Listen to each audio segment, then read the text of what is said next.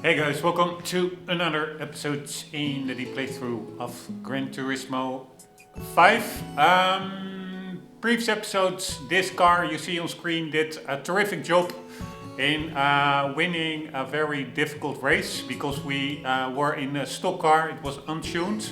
We were on hard tires against a field of other Ferraris with higher performance points on soft tires, so with a lot more grip. But in the end, it did work out. That was the before last event of the Professional Series in the A-Spec campaign. We are in this episode going to do the last event, which is a championship, I think a 5-race championship. I'm not gonna make it that hard on myself like I did in the previous race, like consciously taking a less powerful car on less grippy tires, etc. So I will be at least below the performance points. I want a car that is below it. I don't want overpowered, but I am at least going to be on the same tires as the rest of the field. Because I do want to make a little bit of progress. The previous episode, that race on Monza and Ferraris, well, it was super fun. I really like this car. It drives, it feels very analog. It really feels like an F40. How I would expect an F40 to feel like. The rear steps out once the turbo kicks in, but it's still controllable. Feels very light and nimble. But yeah, I also want to make a little bit of progress. So we are going to look for an appropriate car for that last event, and let's do that now. Beautiful music. There's so much music in this game, like new tunes that maybe I've heard them before. I don't remember. Maybe I heard them like 15 years ago when I initially played the game, but not yet in this playthrough. There's really the playlist is quite long, I think, and also I think you can customize the playlist. You can disable songs you don't like, which you cannot do in GT7, by the way, which is for me a major reason why, or a major letdown for GT7 for me, because the music, there are some cool tunes in there, but there are also terrible music choices, especially in Brand Central with French rap music and stuff like that. It totally takes me out of the Gran Turismo vibe that I'm looking for, of yesteryear, so to say. Gran Turismo 7 sometimes touches that vibe, but not as comprehensive as a game like this does. So, and yeah, in Gran Turismo, the music choices, some of them are totally ridiculous, I find. But you cannot disable them. So that's again also a plus for this older game, 15 years old. You can actually customize the playlist. Why do they regress? I have no idea. Why do you allow players to do that in 15 years ago and not now anymore? No idea. Anywho, what were we doing? We were going to find a car for the last event. I think it is 600 plus performance points. We are going to do the Gran Turismo World Championship. I think, I'm not sure whether that was the Super GT Championship. Let me check. In GT4, one moment, I will quickly look something up. GT4 final career event before credits.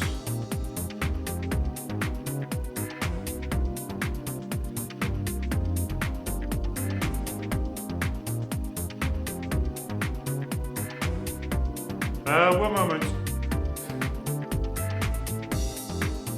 How to complete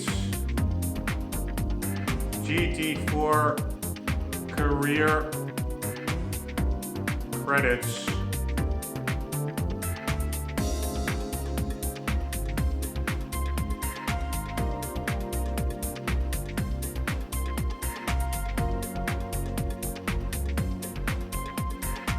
Sorry guys, Alright, it's again, Google is also regressing. It's such a shitty fuck company if you ask me. But anywho, unfortunately they have still kind of a monopoly. Otherwise I would be the first one to hop over to something else. What I wanted to say is that in Gran Turismo 4, the career, you also had like several tiers of in the A-Spec, like I don't know, 5 or 6. But the credits, the career already stopped after like tier 3 or something, and then the final championship. I think it was, yeah, I think also the Gran Turismo World Championship. And don't ask me why, but then after that, once you completed the first 3 or 4 tiers of the A-Spec modes, then the credits rolled and officially you finished the game. Well, there were still like several tiers to do. You could do driving missions, you could do license tests. So I've no, and you were only like at, I don't know, 25-30% of the game progression. So I don't know why they ended the game in the middle of all the content that it has to offer. But it would not surprise me if that's the same here in Gran Turismo 5, because this looks really similar to that championship in Gran Turismo 4. That really was the last one, officially the last one before the game ends, so before the credits rolled. While there is still a lot to do, like for example over here, we still have the Expert Series, Extreme Series. I would expect the credits to roll after the Extreme Series, but it would not surprise me if this is the final official event. But let me very quickly try to look it up that way. I will look up GT World Championship events wiki.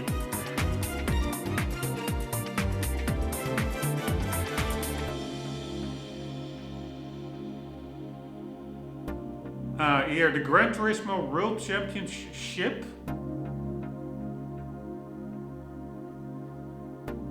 is the penultimate championship event in the numbered Gran Turismo games, featuring racing car opponents. No, not penultimate, the ultimate, right? There's nothing, penultimate means before last, or am I mixing up my English? Penultimate meaning. Last but one in a series of things. Second last, yeah. Anywho, Gran Turismo 5. Yeah, it's the same as in Gran Turismo 4 and Gran Turismo 5, and also Gran Turismo 6 actually. I don't know why they call it the penultimate event, because as far as I'm aware, it is the final event. Anywho, 5 races: Sartre, Nürburgring, Madrid, Cape Ring, Grand Valley. What I do find a step back from GT5 from GT4 is that the license tests were not mandatory in this game to enter events. Only leveling is. And leveling, I don't know how it works. You just have to win, you have to participate in races and you just level up. But that means you can totally skip the license tests. And also I think there are special missions. You can totally skip it. You can only focus on A-Spec. And then basically you can finish the career like 3 tiers in A-Spec and then you're done with the career. It feels really short actually. While the game has much more to offer. I really don't understand why they do it like that, but that's maybe just me. In Gran Turismo 4 you had to do license tests before entering certain A-Spec events. I find that much more logical. Why wouldn't you link the two? Why would you make license tests totally optional? I don't understand that. Anywho, it are all race cars indeed, and they are all in the 600 pp marker. I have no idea what tires they will be on, so let's quickly check that out.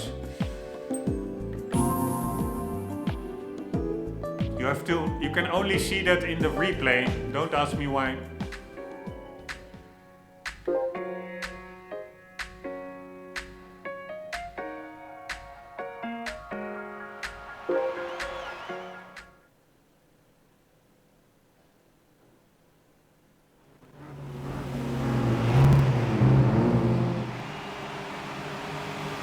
Alright, pretty epic cars.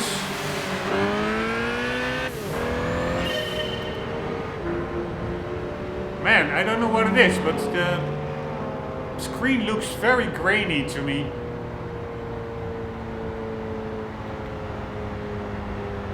Maybe it's just me. No idea.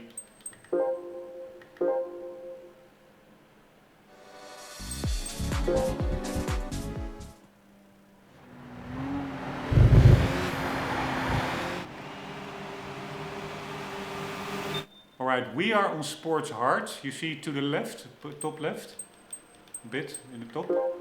And the rest Racing Hard. So the whole field, I guess, is on Racing Hard. And we will also be going with Racing Hard.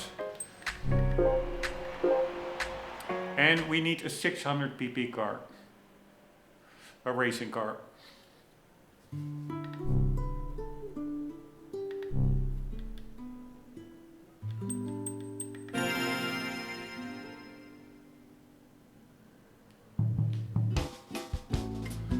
Alright, I was double checking whether the microphone was actually on. There were times when I forgot to enable it, which is stupid, but not now, so that's good. Let's see, sometimes there are also racing cars here. So we want something around this 600 for GT, no stripe. Actually I like it without a stripe. R8 race car is overpowered, 700 pp. We really want to be a little bit below it. Speed 8, I think that's the Bentley. Also overpowered. Calzonic Skyline. This is underpowered, but still, this is a little bit the... we could really go with this one, because this is what I would like. 50 is below the average, or below the top. That really provides for a bit of...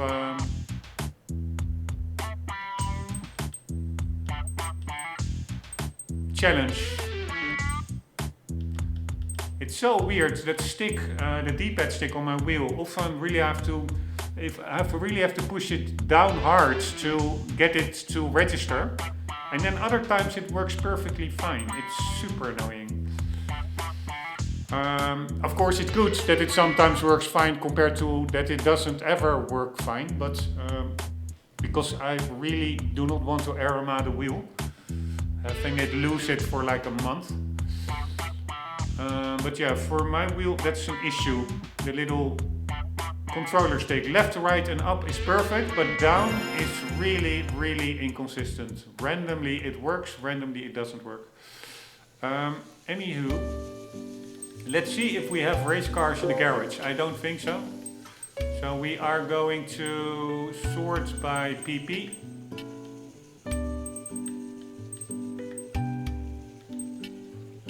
Alright, I'm not going to use these DLC cars.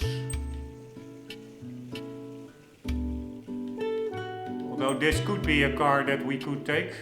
But I also don't like it matte black. This is like a real racing series. It would be weird to just be your totally black car, blacked out car. But we do want a cool car, and preferably of course also a premium one, because it has a cockpit and we will be in that car for 5 races. Here, this one, overpowered, so I don't really have any suitable car, I find. Because these are only the DLC cars. This is a NASCAR, which doesn't fit. And these DLC cars, I will only consider using them if I buy the same car actually in-game, so that I don't mess up the game economy, because these are very expensive cars and I basically got them for free, so that doesn't really count. It would be a false advantage. Alright, let's see what we have here. We have 2 million, so we do have some money. And the Jaguar XJ220, but that is also, that's not I'm pretty sure that's not a premium car. There are some premiums here. This one is pretty epic. 586, yes. Why not take this one? I like the livery, I like the hood scoop. Yes, I'm going to go with an NSX. I don't like the headlights. I like the pop-up better, but yeah, of course, this is a race car. This one is also pretty cool actually. A little bit lower. This is 2006, 2008. It's a newer car, but lower PP, only 5 or 6 points. Or the Takata is of course also, I think, pretty epic. Gran Turismo one. Although the one I remember, I think with Takata, has a different livery. Let me quickly check. It also had like Takata. It had the yellow on it, if I remember well, from GT4. Takata, yeah, Dome NSX. That's the 2003 one. That one is indeed white, green and yellow. So this is a newer one, which we could take. Alright, so I'm almost certain I will be taking something from that section. But let's see, maybe... like... What's this? Lexus... Ineos? Nope.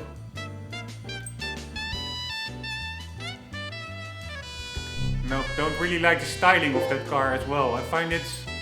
Is this all the same car? Yeah, but it really is... it's all the SC430, I guess. I mean, I don't like the styling that bad, but it's a little bit too round for me. It's a little bit like a Donald Duck car. We can do a McLaren as well, of course. But this is not a... it is actually pretty high up in the PP, but it's not a race car. I actually, in this game, I don't really... Now I see it. I don't really like the styling of the rear fender. It looks way too flat. Just like the new car that I think Gordon Murray is the designer. The T50, also don't really like the styling of that one. But I don't think this game currently does the McLaren justice, because in real life I'm sure it looks amazing. From the front and it really looks good, but the back fender looks a little bit flat.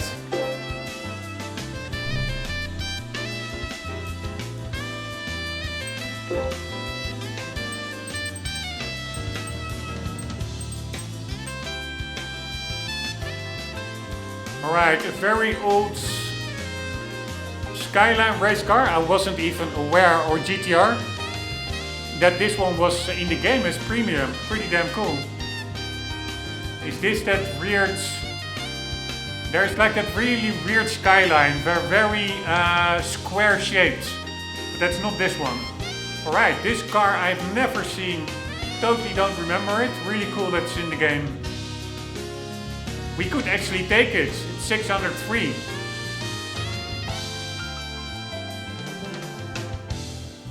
Yeah, maybe let's take this one. Why not? Looks pretty epic. This is a DLC car actually. Here another one. R32 even. Pretty epic.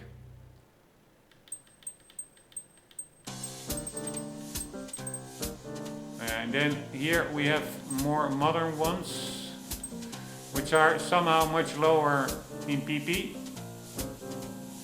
This one is a bit higher. Don't really like the styling of these. GTRs. Now they're pretty cool, but the headlights are much lower than the road car. Alright, I'm not sure, but it looks like these headlights are glitching out. Although this one has yellow ones, maybe this blue. Let's quickly see how that car looked in real life. So we do the 2008 Motul HUD GTR. Yes, it had blue lights, so that was not a glitch. Anywho, we have another one here as well. All DLC cars. This is an R34 620.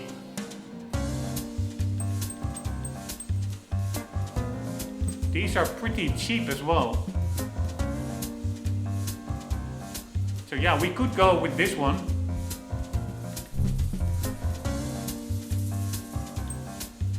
When will we otherwise use it? Or we can go with a Supra, something. Yeah, like that. Yeah, this is actually, or I think we may already use this car, and that I was. No, I don't own it. I remember something. I'm not sure whether it was this car, but it wasn't a letdown. No, that was not this one, right? Maybe it was in the GT7. But yeah, if this is the last race event of the career, we do have to take an epic Gran Turismo car. And actually, I'm changing my mind a lot, but there is not much more classical, quintessential Gran Turismo than this Castrol Supra. So we are probably going with this one.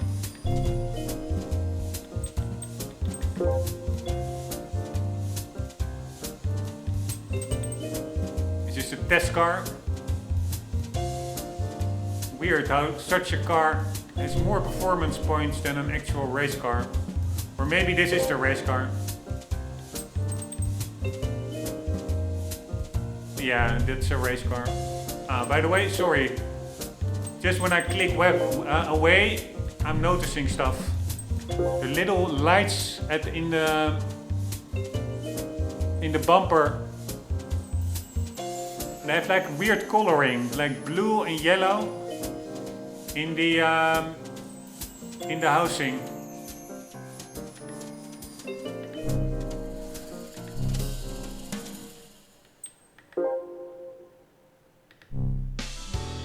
Let's see, how much PP was this one? 609. This one could even be competitive as well, but it probably doesn't have the top speed. This one as well.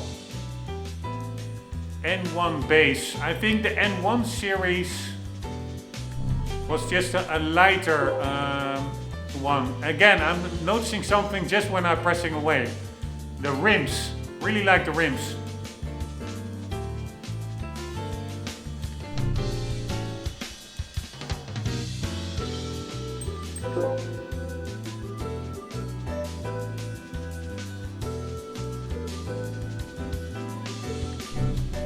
Really do not like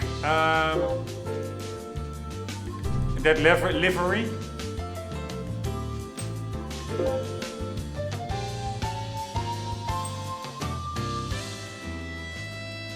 This one could be an option.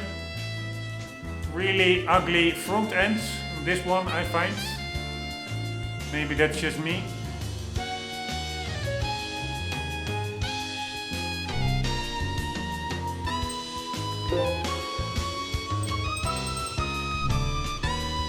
Wow, there are quite a lot of DLC cars here. These are all DLC cars that were released 2010. I think the game is also from 2010, I'm pretty sure.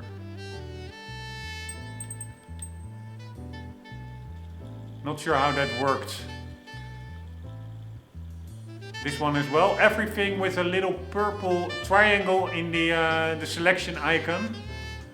I'm I'm pretty sure was DLC at the time. Ah, this is that swim wagon that I saw in I think it was the advanced event on the Top Gear test track. We were in this Kubel wagon and we were driving against several of these as well. So this is an amphibious vehicle, pretty damn cool. Pretty expensive as well. 625k.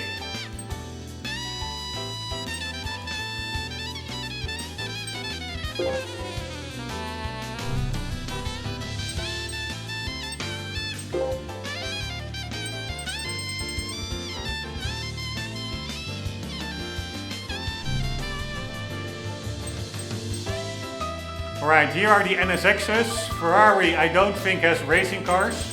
Only supercars, yeah, an F1 and an older one. Acura, nope, only the NSX. BMW, nope. Aston Martin race car, I'm sure there are, but they are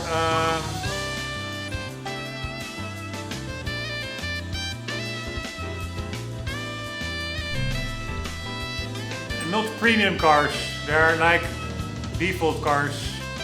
Ah, America we didn't check out yet. It's mostly NASCAR. Or this one. This could be an option.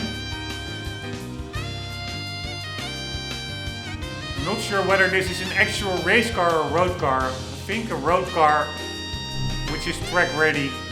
But not sure. Alright, the Ford GT40 is not here. Why not? The race car.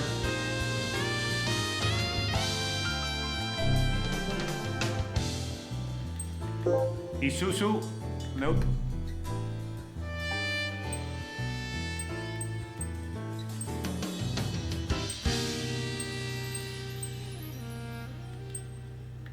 Lamborghini, any race cars? Nope, only supercars. Lotus? Nope, I thought maybe the Hennessy Lotus, but I think that car is released. Ah, maybe not. Was it after GT5? Let's quickly look it up. So we do Hennessy Elise.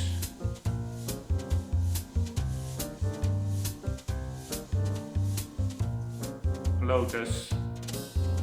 Venom GT. So that's like the Elise body with a huge American engine inside. 2011 to 2017. That's actually a really long run, production run, but it came out after release of GT5 and GT5 itself. GT5 release dates was end of 2010 and GT6 was end 2013, December.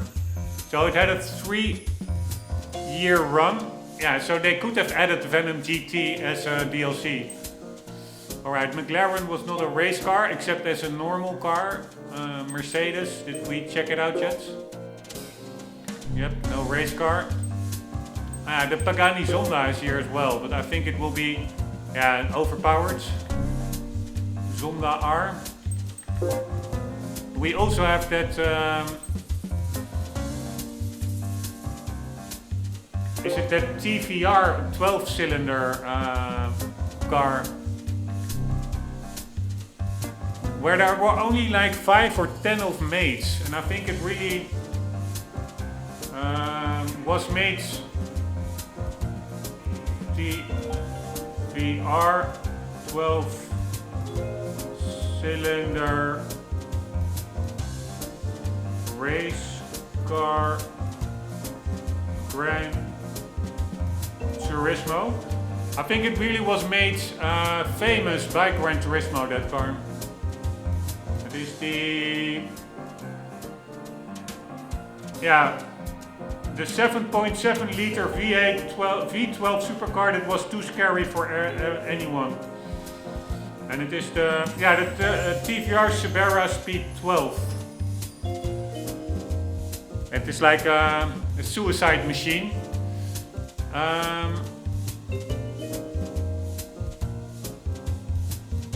But yeah, that is a normal car, not a premium one. We are going to go with the Supra. Although there are many other cool cars, those Nissan GTRs, those DLC models. We had the NSX that looked pretty cool. But we are going with an old school Gran Turismo car. And let's read the description. Like we do with all the cars that we buy and mark as complete. We read the description and we drive them. As the most popular form of motorsports in Japan, the Japan Grand Touring Championship JGTC featured the country's top car makers doing battle on the country's most famous racetracks. The series was renamed the Super GT Series in 2005, with races held in Malaysia and China, expanding its appeal throughout Asia. So it was understandable that Japanese automobile manufacturers poured plenty of energy and resources into producing results in this racing series. Toyota was among the early pioneers, whose Supra, running in the GT500 class, was the main challenger to the Nissan GTR that had dominated the series for 3 straight years, beginning with the first year of the championship in 1993. In 1997, the Supra finally dethroned the GTR and became series championship with the number 36 Castrol Tom Supra. The winning car was piloted by Michael Crum and Pedro de la Rosa, who began racing the Tom Supra starting with the second round of that year. Who began racing the Tom Supra starting with the second round of that year. In their next 5 races, they won 2 races and placed second and third in 2 others to secure the championship. This was accomplished despite the fact that the car had not changed greatly from the previous year. The only difference was a switch from an H-pattern gearbox to a Hewland 6-speed sequential transmission and lowering engine displacement to 2 liters to decrease weight. Still, the 3S GT engine produced nearly 493 horsepower. It's pretty crazy, from 2 liters. When all this was combined with better structural rigidity and an improved suspension system and better aerodynamics, the GT500 Race Supra had no equals. Alright, pretty damn cool.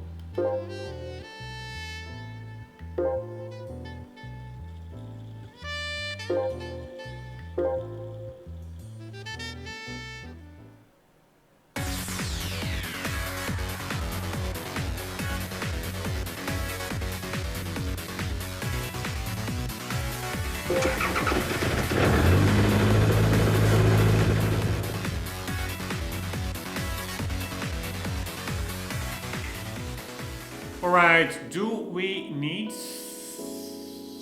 I assume a race car is already on hard racing tires.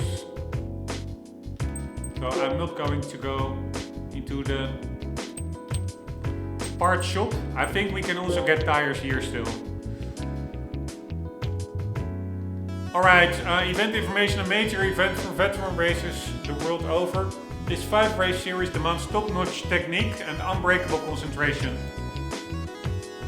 A wide HUD 5 race gathering of racing cars from around the world. Alright, I have to do a very quick sanitary stop. We'll be back in a second.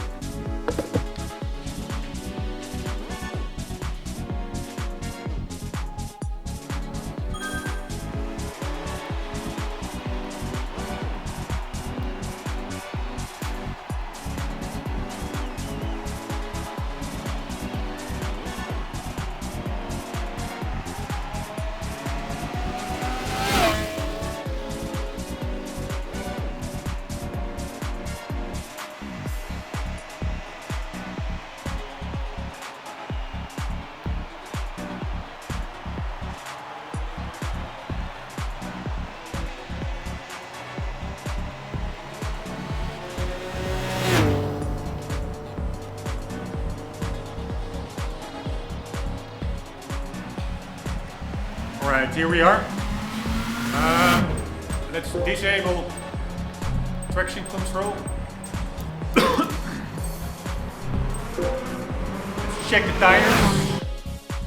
We are currently on racing hard, as expected. And yeah, we're good to go, I would say. We have how many performance points? Can we see that somewhere? 586. So we are really, I think, 50 points under the top cars, maybe a bit more even, I don't know. But it's a very cool field. Yeah, from all around the world. Although I do find that 330 P4 is totally out of place. 1967 car. Why would that one be in here? But for the rest, pretty cool car. 90s and 2000 cars. I would have preferred them to be a little bit closer together. Production year, but yeah, it is what it is.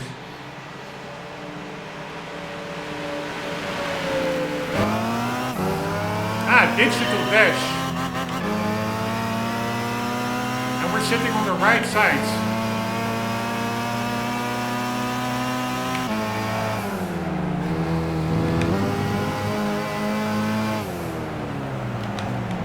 Alright, a bit messy, sorry.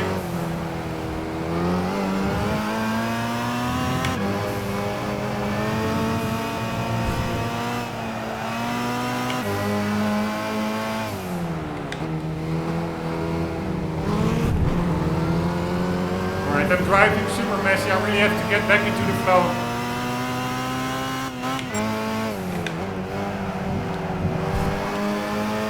Sorry.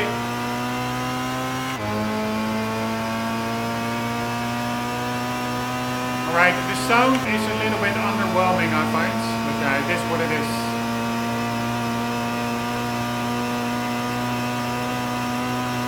We have a totally competitive car for a change.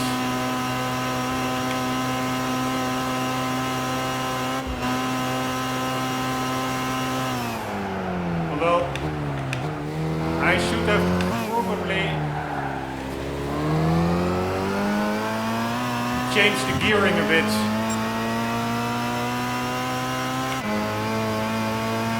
And I screwed up that chicane.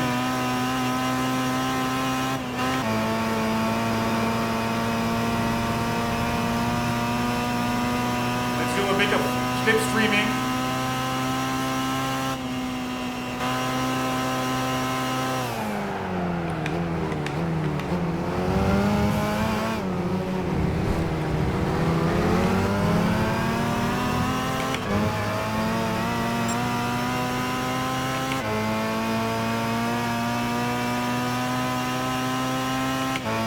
Holy shit, that Ferrari is suddenly really quick.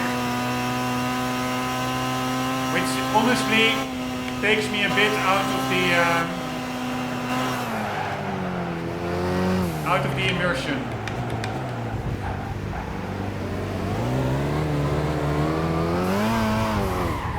Right, screwed it up. I really have to get back my bearings. It has been a couple of days since I've been playing. But that Ferrari, come on, why is there a 1967 race car in here? Honestly, I find it not fun. I'm gonna try. We could have won this race if I wouldn't have spun out, I'm pretty sure. But I am going to try and see if we can get, it randomizes sometimes the starting grid if you go out of a championship and back in. If we can get a grid that is without any of those really weird cars. Yeah, again, like a Ford GT at 1967, come on, why? Why is that?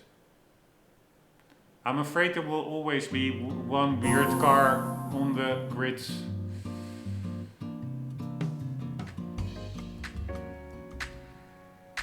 Yeah, XJ13, are you kidding me? It's 1966. It's like 30 years older than the rest of the field.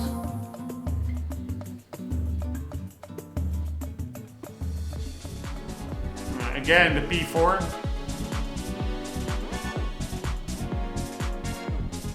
Alright, I will try it 2 more times.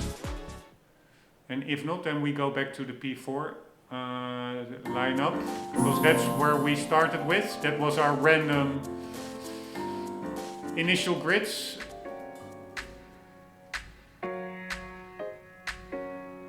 Ah, nice. No old ones here, so it does work. Alright, very nice.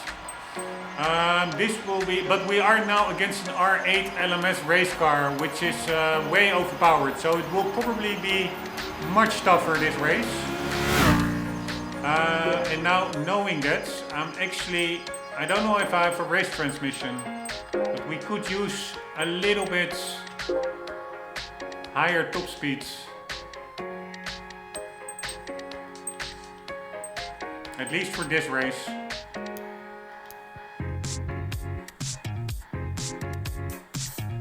Let's do 310 or maybe a bit higher even. Let's leave it like this. Not forget to put it back down for other tracks. Oh shit.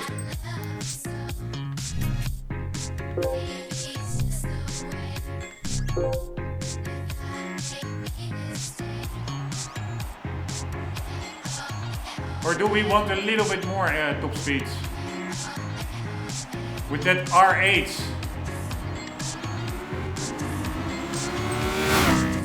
I'm a little bit afraid of that. No, that is actually a regular R8. I thought it would be that open wheeler Le Mans prototype race car.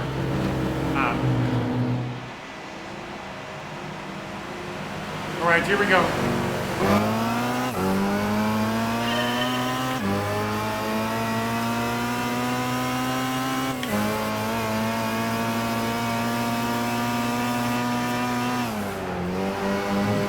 There's a lot of stuttering going on.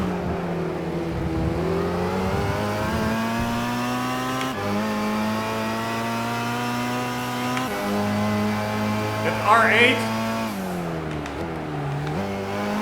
is actually quite quick.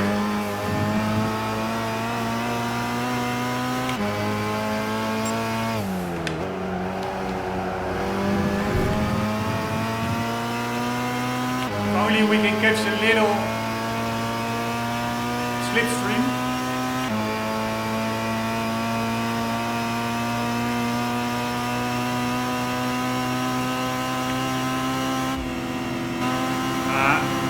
Oh shit, sorry.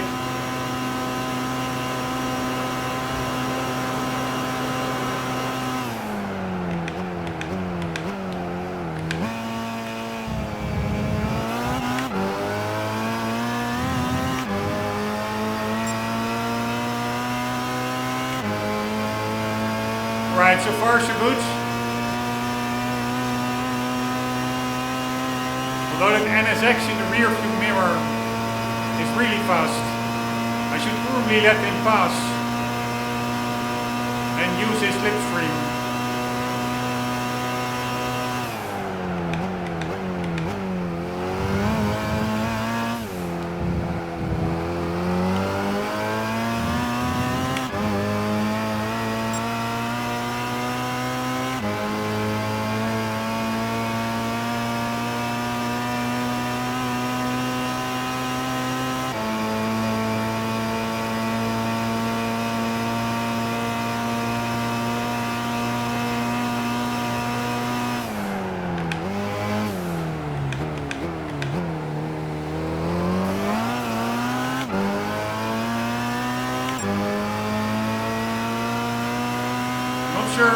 How that NSX is that fast. Of course, I forgot, all these cars have higher performance points than we do, I think.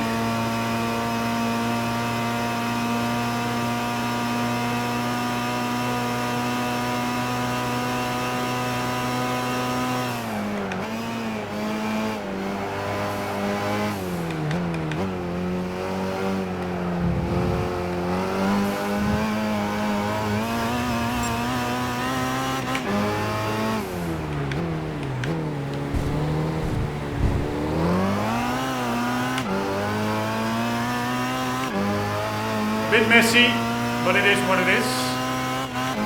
And now for the trickiest section, the S's.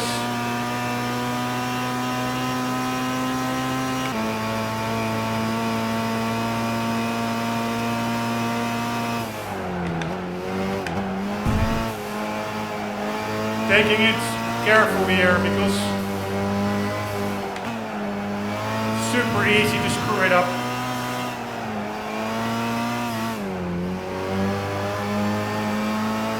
Taking it way too slow, but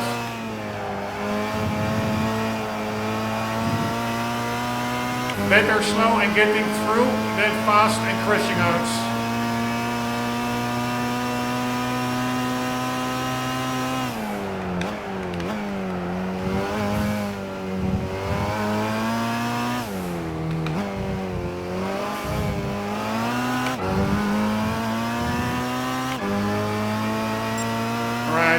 A little bit.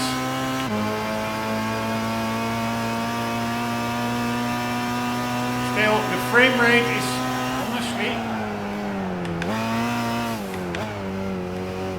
quite bad, even when we are alone on the screen.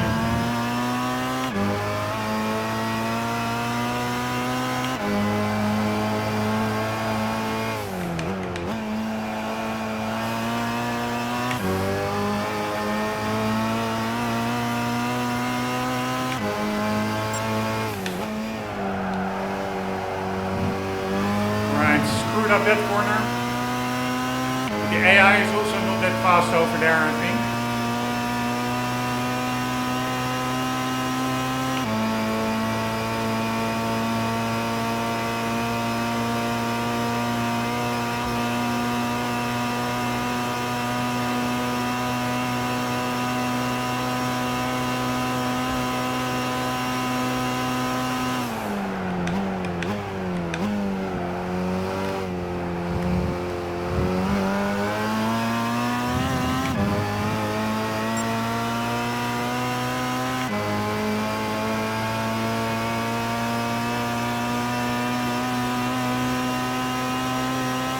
And I don't know what it is. Maybe it is. There was an update to the emulator, but performance, or it is that there are just, I don't know, 12 cars on the field. But performance really is lower than other times when I drove on Le Mans in this game. I do think we already drove here. It was not this choppy, so to say.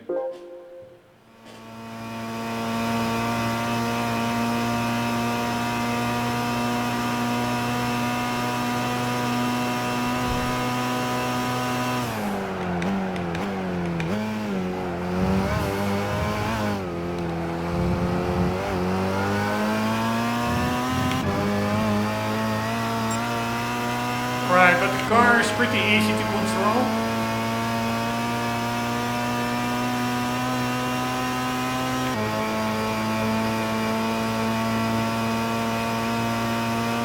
So that's good. But we are really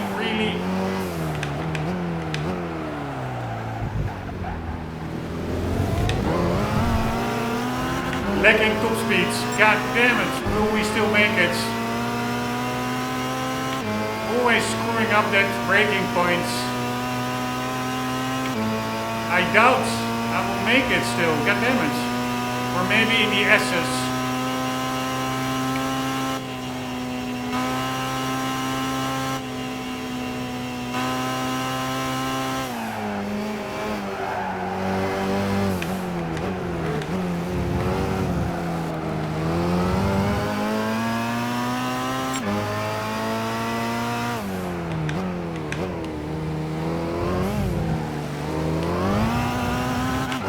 God damn it, I'm afraid I lost the race. We have to do it again.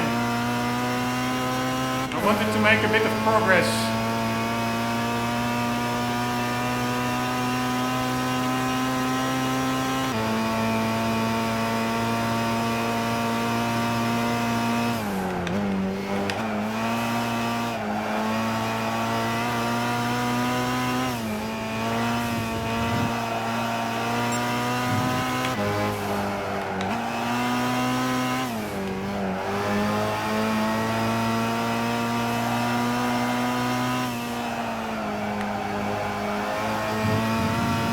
Yeah, damn it.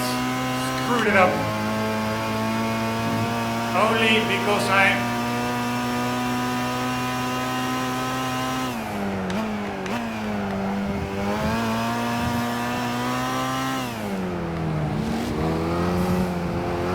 sorry, I got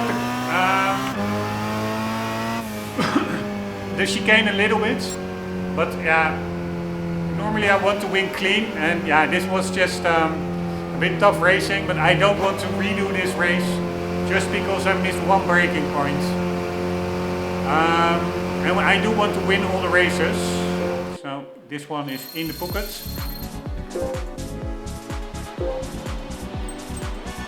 Let's watch a bit of replay, probably it will be very choppy.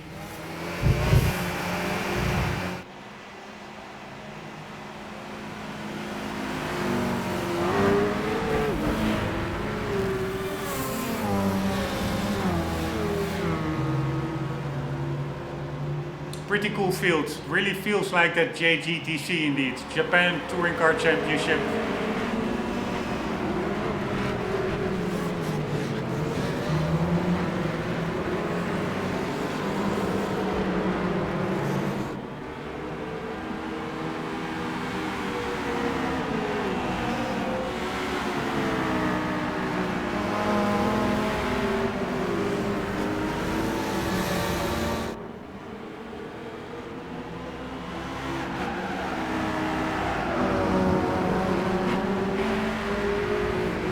The outside sound is actually pretty good, I find.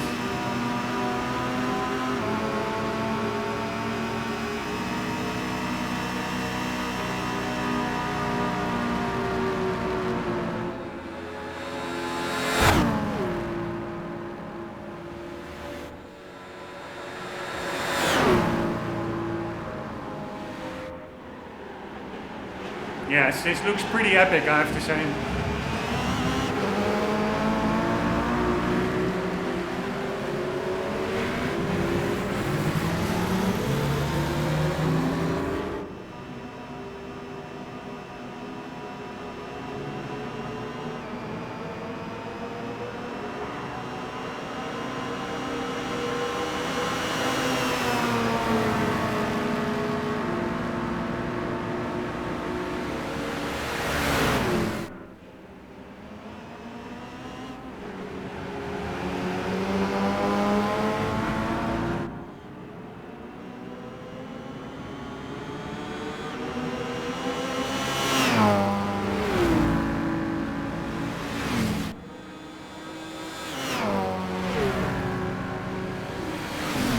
Supra doesn't sound that good by itself, but if you just hear all cars together, it sounds pretty convincing, I find. Alright, this is where I screwed up. Right? Ah no, it was the next lap. But the R8 and the GT40, they really sound pretty good. Lower rumble.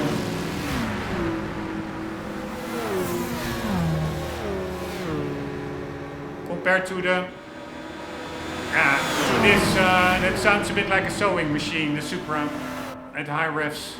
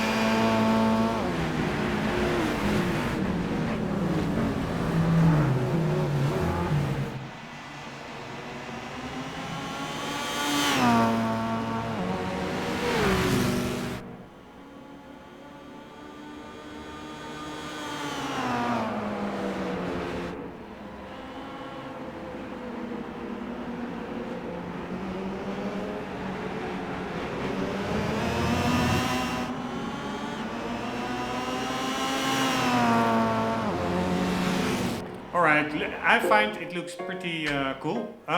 We are going to the next event, Nürburgring, I think 1 lap. Yes. Here we go. I wonder, can we restart races mid-championship? I have no idea actually. I do think we can, because I do want to win them all. Alright, lights are illuminated, so maybe we will be driving into the darkness. That would be pretty cool. Man, epic race. Also, that's NSX behind us now.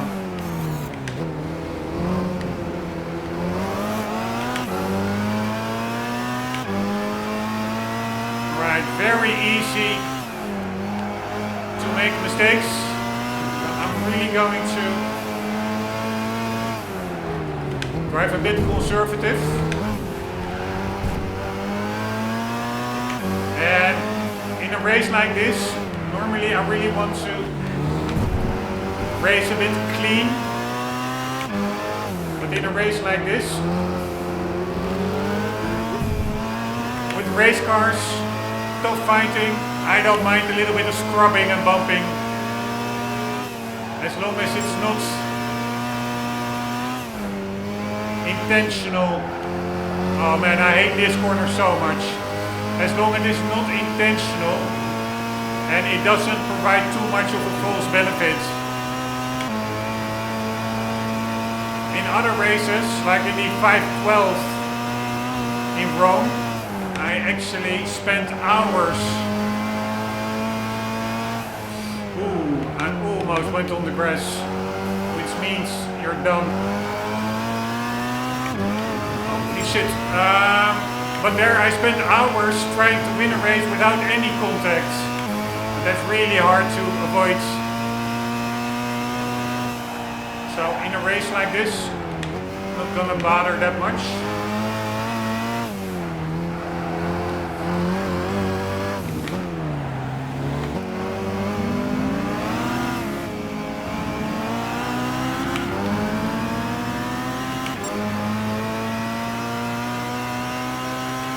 Alright, so far so good. Although, again, this car is new to me on this track, so actually quite tricky figuring out the undulations, the braking points, where you need to brake, where you can only lift off. So I will be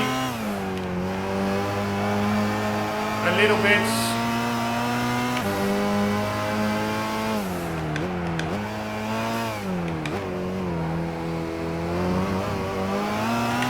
conservative, because again, better get home a little slower than not get home at all.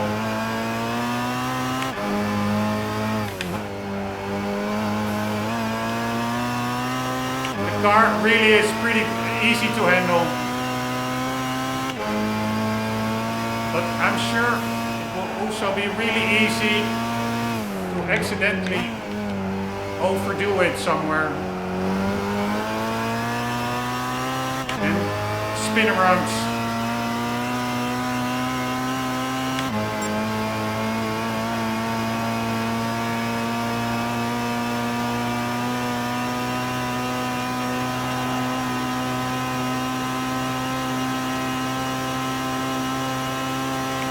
Like the upcoming corner, for example, I don't really have a feel how much downforce the car has. So I'm taking it conservative, just like this corner. There are cars where you can take that section full throttle, but I'm not risking it. Also, overbraked in that right-hander.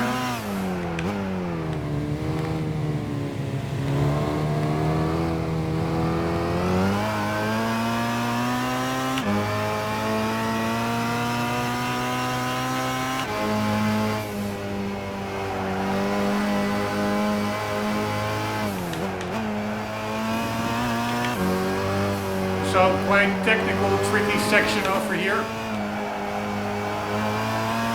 Taking it slow, taking it safe.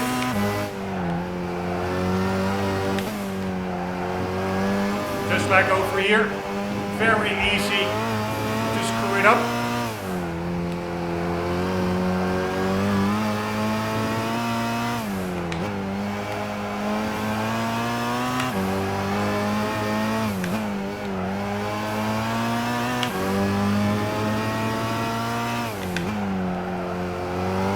Right, the engine sounds I don't find particularly interesting, but the wastegate sounds, turbo sounds, it's pretty epic in this car. You hear it when I shift.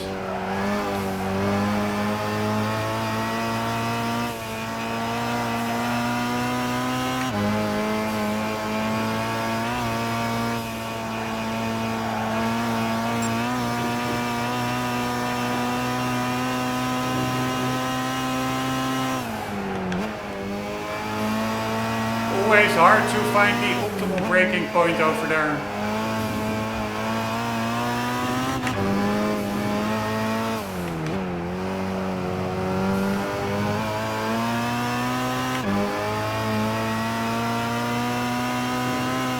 Also very easy corner to screw up this one. Because at the start there's like a little kink. There's also a change in elevation, making that first part of the right-hander really easy to either overbrake or go wide into the grass. And then you screw up your whole exit speed on this long straight, which you really want to avoid. The faster you enter this straight, that extra speed, you carry that all the way to the end.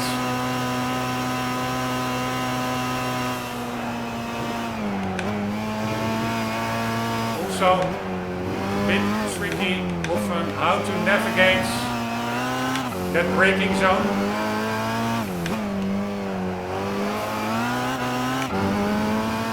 Alright, very conservative lap, or very, went pretty okay, but yeah, it's the first time in this car track combination, but it's a win in the pockets. It's really quite easy. If you're on the same tires, then the difficulty is not that hard. Alright, let's see a bit of replay. Cool cars on the Nürburgring.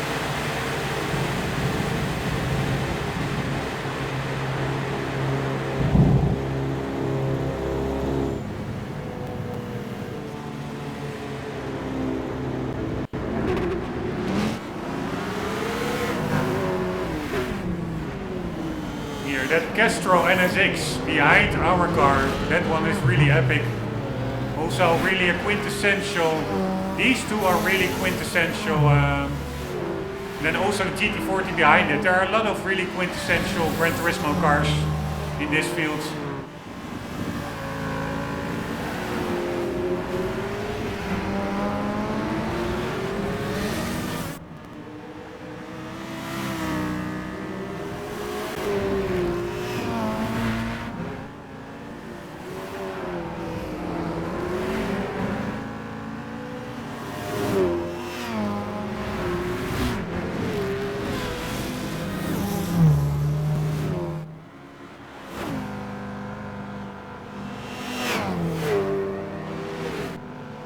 It looks like one of the DLC cars, that black line, that SC430 Lexus, this one.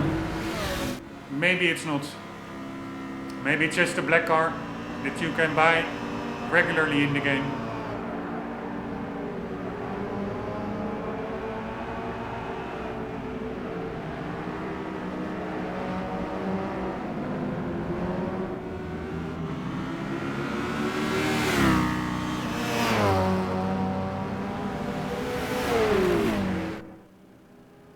Yes, looks pretty epic. If you ask me, god damn it. Such a cool game.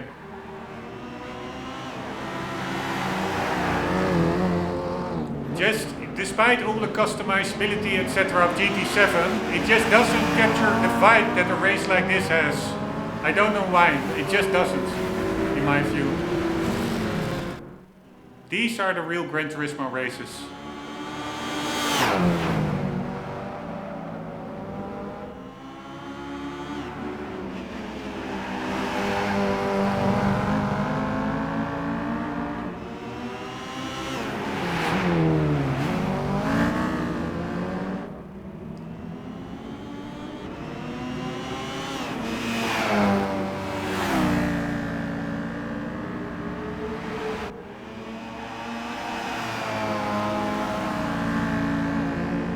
I mean Toyota Castrol Supra on the Nürburgring. What do you want more?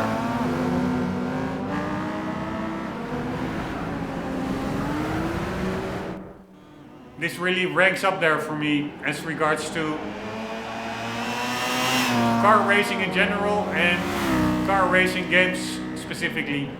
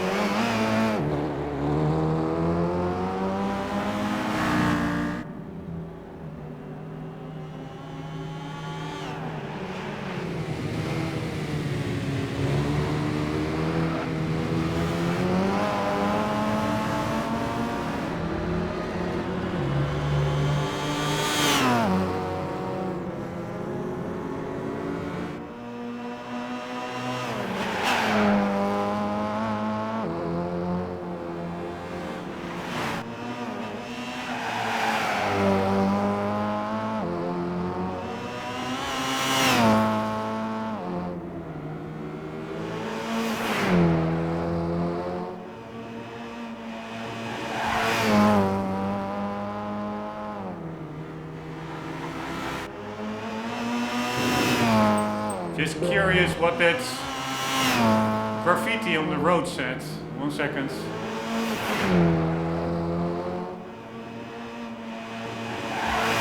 Pretty cool how the car is really jumping all around. Pro racing team on the ground. That's also the cool thing. I'm not going to do it now, but I did it in GT7 a lot. We can just go into photo mode and just walk around the track and check out all the graffiti and all the details. Let's do that later. Let's just. I will do that in a later race. We still have a lot to do in the game, but yeah. Or maybe shall we just do it now, very quickly? Shall we do like so?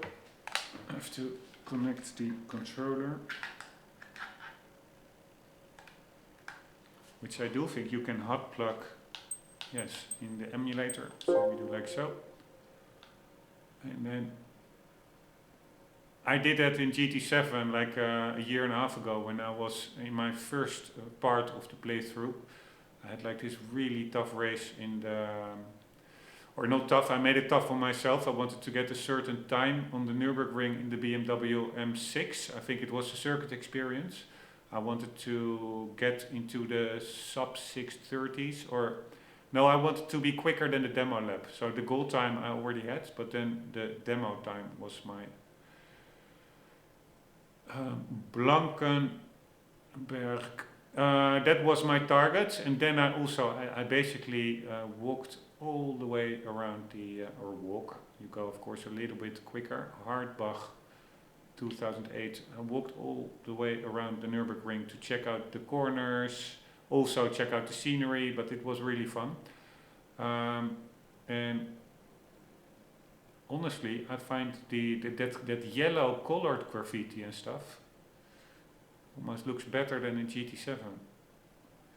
And of course, they're the higher resolution in GT7, the marshals are higher resolution, but the color tone, etc., I really find it appealing. That light greenish, I find it a very nice rendition of the Nürburgring in this game. Alright, let's continue. Let's quickly just finish the race.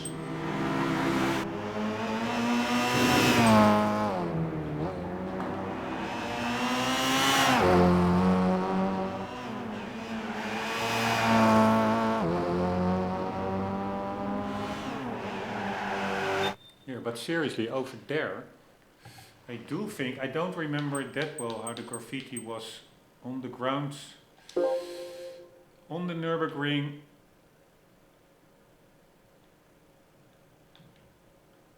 In GT7, but I do find, this is the YouTube corner of course, there's a lot of graffiti here, Brunchen I think it's called. I do think that over here, MySpace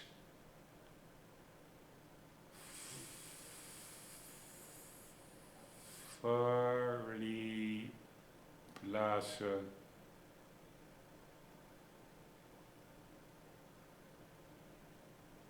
Fuckney Blaze, I don't know.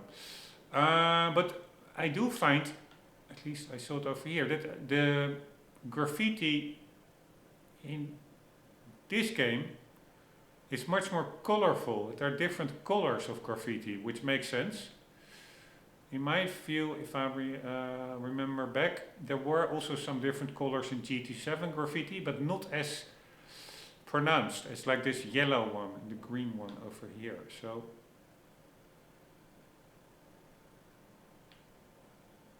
Ramona Ich liebe dich. I do think that one is also in GT7, I remember it.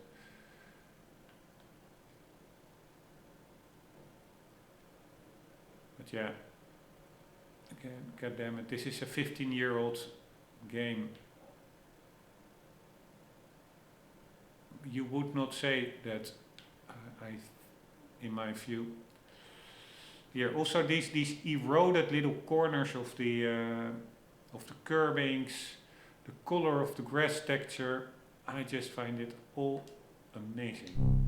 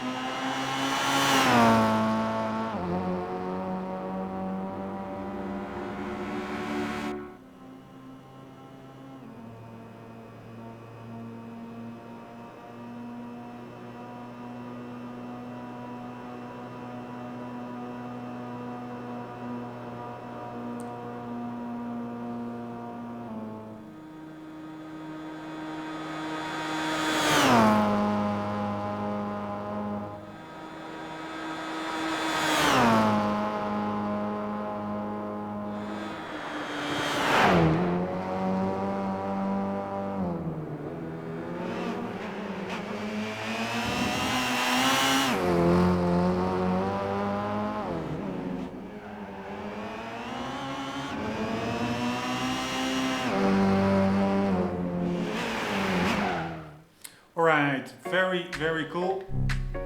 Supra, almost, if you press the wrong button, you really don't want it if you're in the middle of a championship.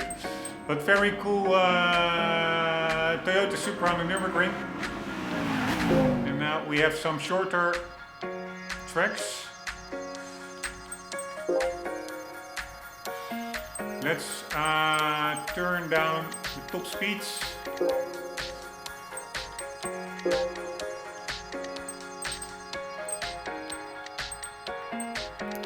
Shall we keep it at default? Or do we go a bit lower? Let's go a bit lower.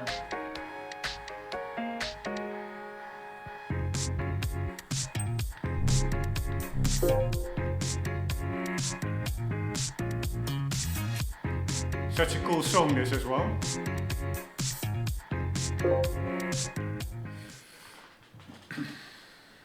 Alright, here we go. No more kidding around. Are we crashing? Nope.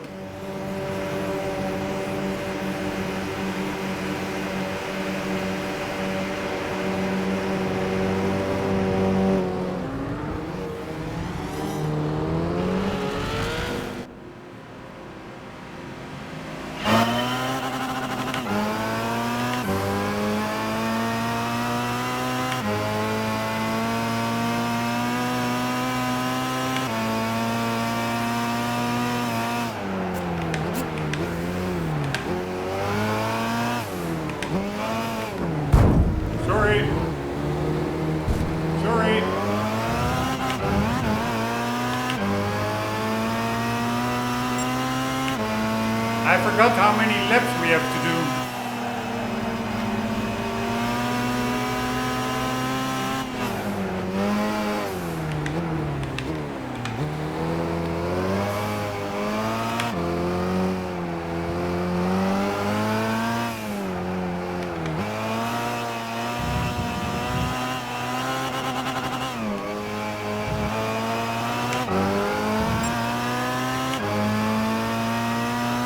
We do again have quite a bit of stuttering. Yeah, you cannot have it all.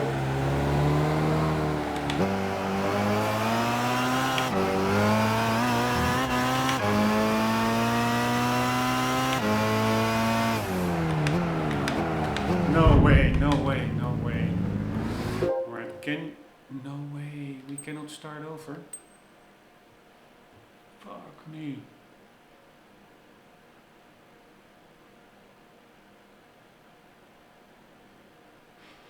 Alright, because I do want to win all the races, so I really have to be, I thought we could start a race over mid-championship to get it to first. I'm not sure that is the case. We can continue or we can go back, and if we go back, pretty sure it will say, do you want to abandon the race? And then you can only continue to the next one, I think. I'm not sure whether it works that way.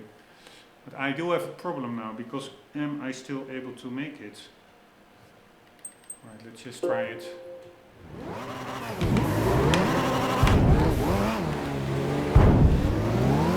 I don't think so, I'm afraid.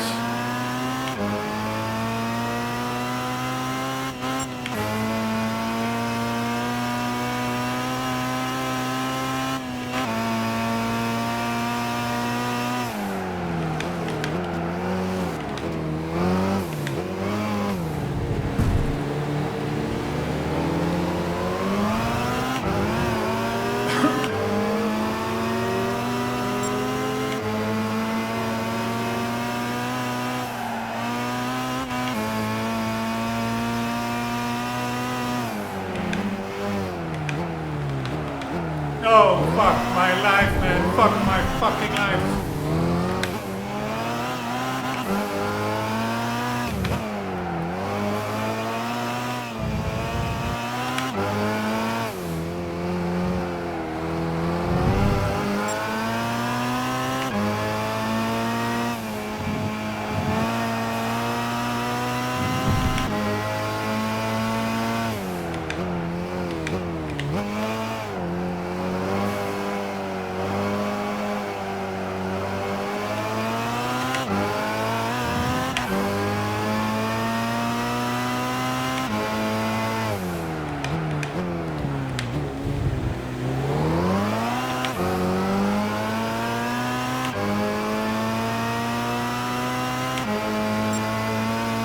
think it will only be 3 laps.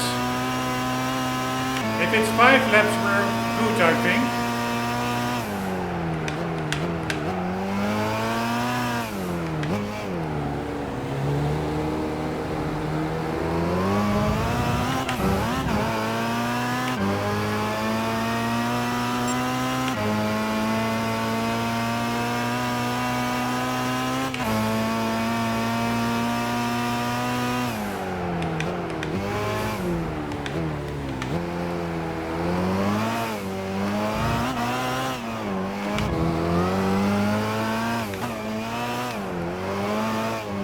Oh my god, I hate this corner so fucking much. Oh, fuck, it's so fucking hard, man. That fucking corner. Oh, fucking sorry, but I totally had it. Especially these fucking corners, they're way too long. Only fighting understeer until there's no tomorrow.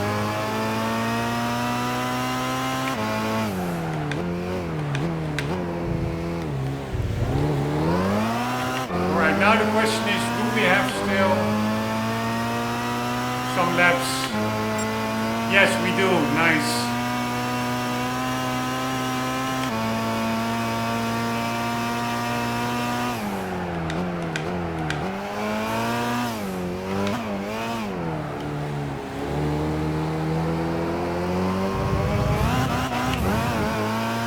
Although I'm not really gaining, honestly.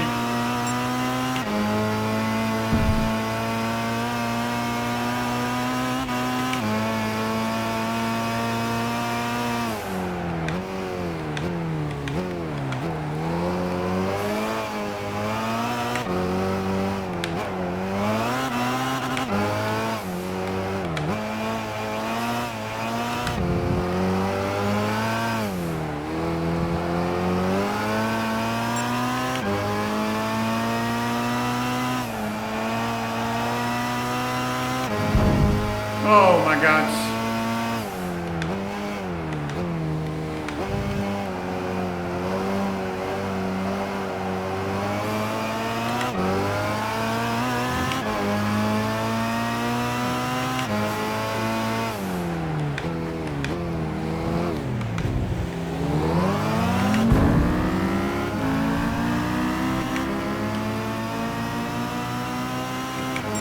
Holy shit, I thought maybe that would be the finish, but luckily it wasn't.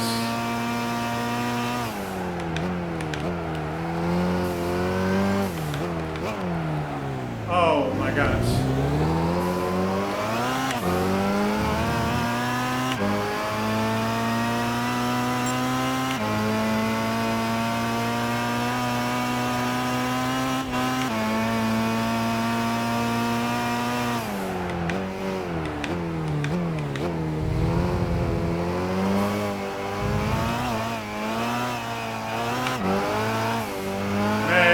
This section I really don't like, especially this corner.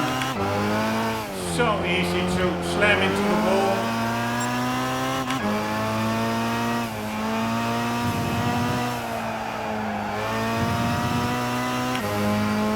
I mean, it's not that hard of a track, but here, these corners, come on man, this is just not fun.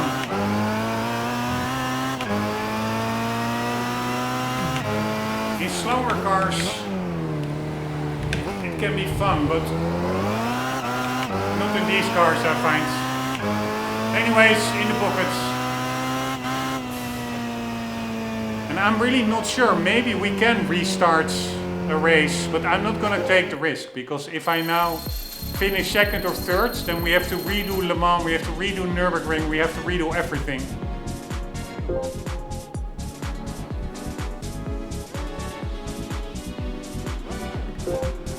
Here, also here, there's no option to restart it. So I doubt whether if you get into this menu mid-race, that option will be there. I will check it after the championship. Let's just continue. Oh, fuck me, this is also the problem. This is a circuit that I don't know. This layout's the first time that I'm driving it.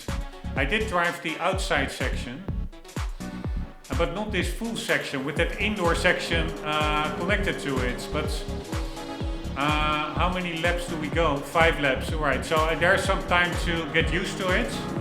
But yeah, if I now screw it up, if I don't win it, basically that means starting over the preceding 3 races as well. So would be nice if we can tackle it. I do know that in that circle on the top right of the course map, that is where the AI, at least in other races, you see it now in the background as well, that is where the AI is super slow.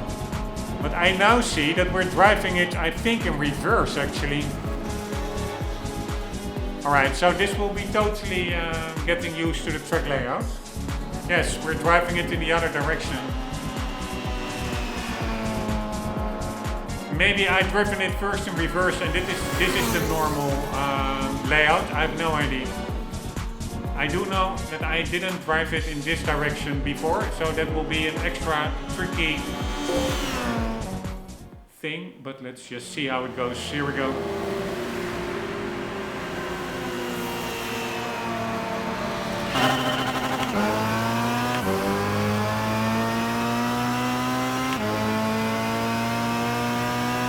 Alright, I really have to make mental notes.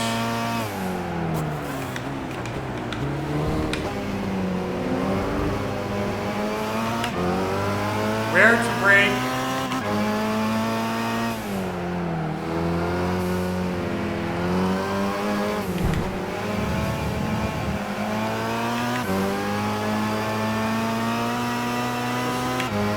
I can, of course, take it easy. Here, this is new for me.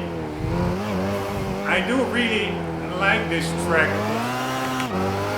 Anyways, I can take it easy and try to learn it. But that R8 is not waiting for me.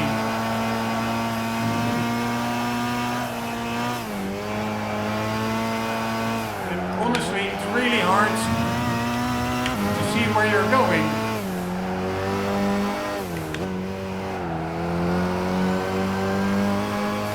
With that big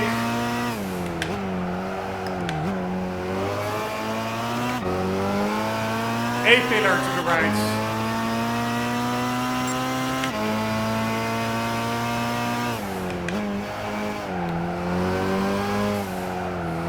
Alright, I'm going way too slow through here.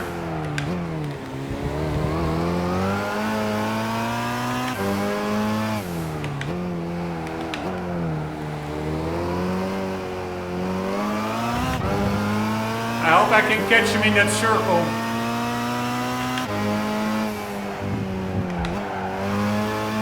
Man, he was pretty quick over there.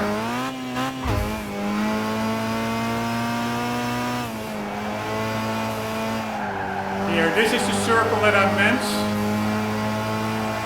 By the way, 5 laps of this.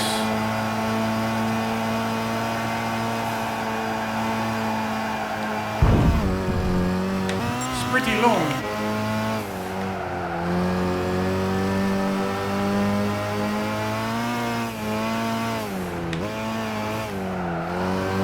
Here you see I'm totally over braking because I just don't know the course well enough. God damn it.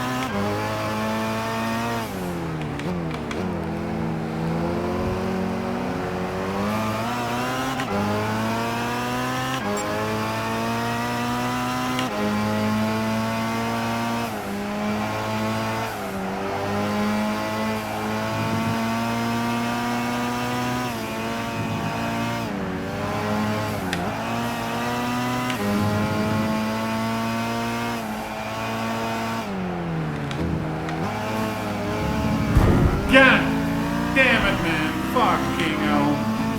Oh my god.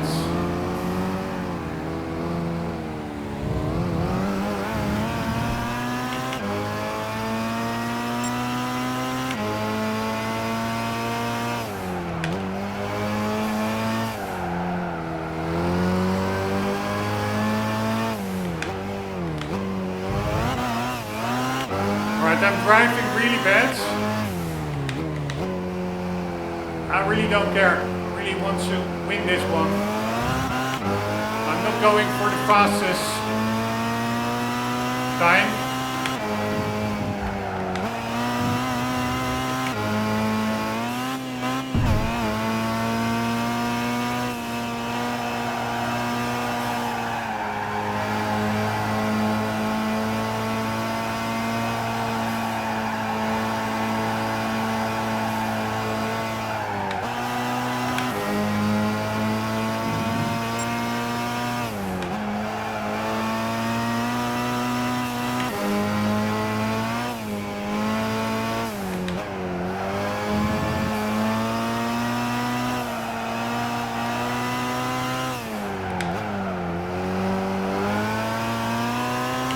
Totally screwed up that corner, but whatever. Alright, third lap starting now. 3 out of 5.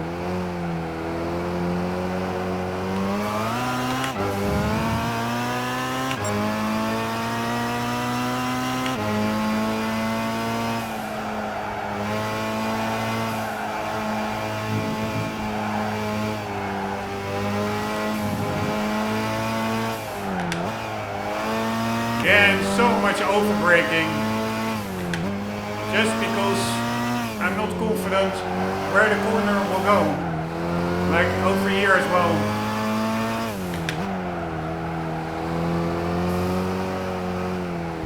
And over there, fuck it so hard.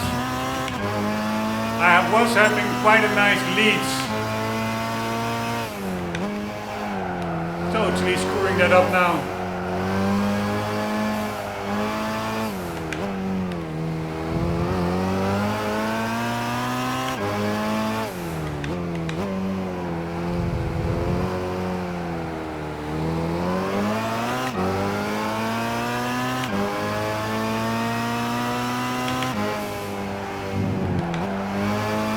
We are still, I think, in the third lap. They're really long laps. I have to take off my sweater because this is quite intensive physically. Hopefully we will still make it.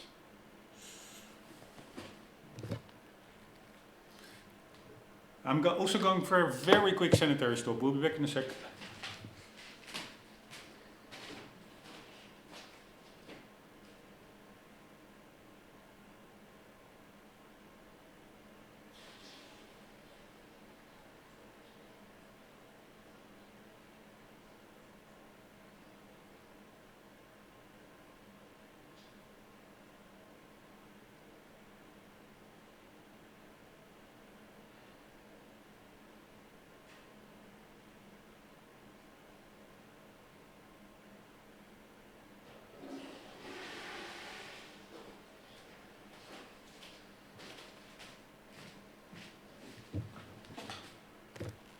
Alright, here we go. Like nothing ever happens. No, no, no, no, no, no, no. Fucking hell, man. Fucking hell. Fucking hell.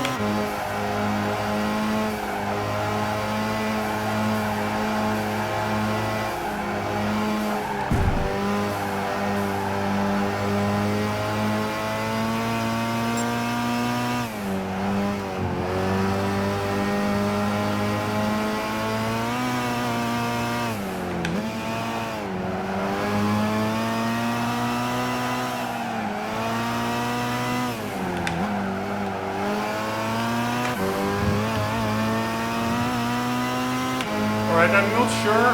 I think the fourth lap is now starting.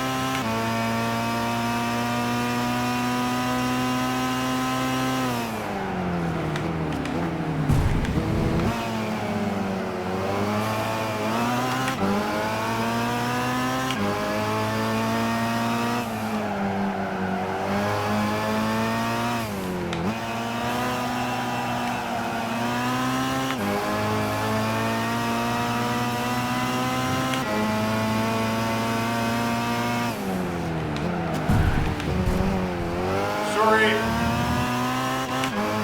no time to be decent anymore.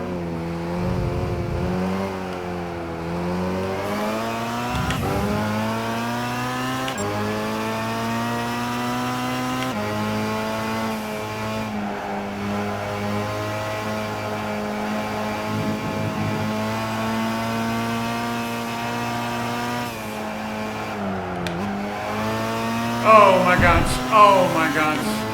This is what I mean. I'm over braking fucking everywhere without reason. Are you fucking kidding me?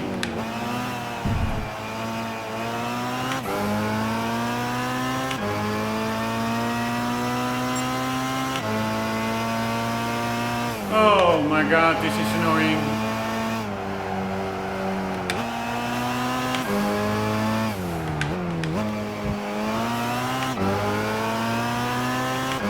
I mean, I really like this track, but because it's really indeed a test track, all kinds of weird corners, but it's pretty hard to wrap your head around it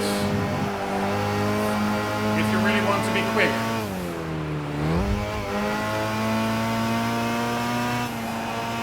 Alright, I did notch the throttle, the brake over there. I didn't want to again spin out.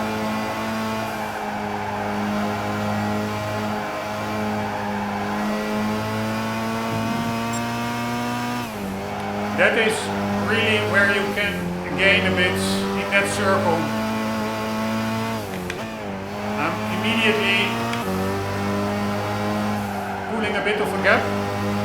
This corner I also still don't have down. Well, it's a very important corner just before the straights. You want to have a high exit speed there. Alright, I think this is the final lap. Nice. If I can keep it under control.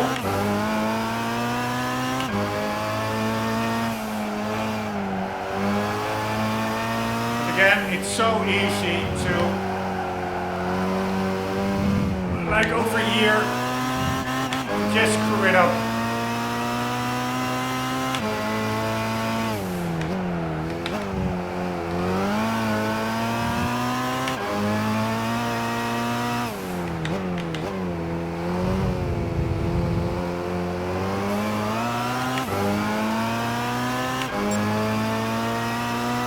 Again, that GT40 is behind me. I really have a knack of over braking through this section.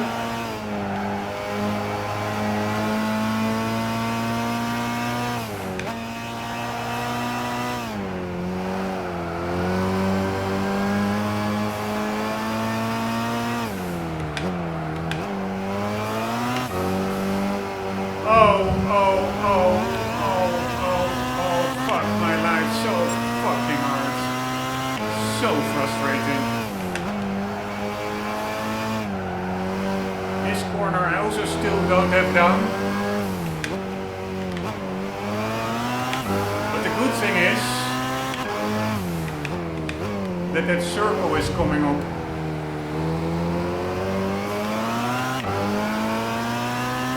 Which is where we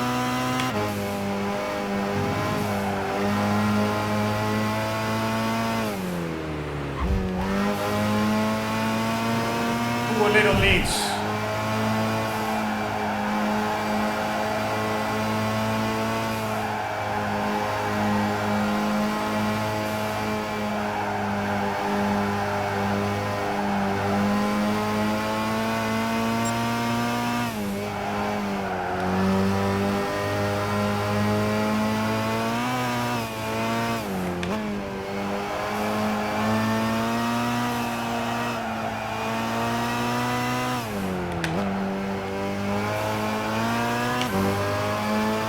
Alright, I think we have it. Fucking hell. Super messy, but the win is a win.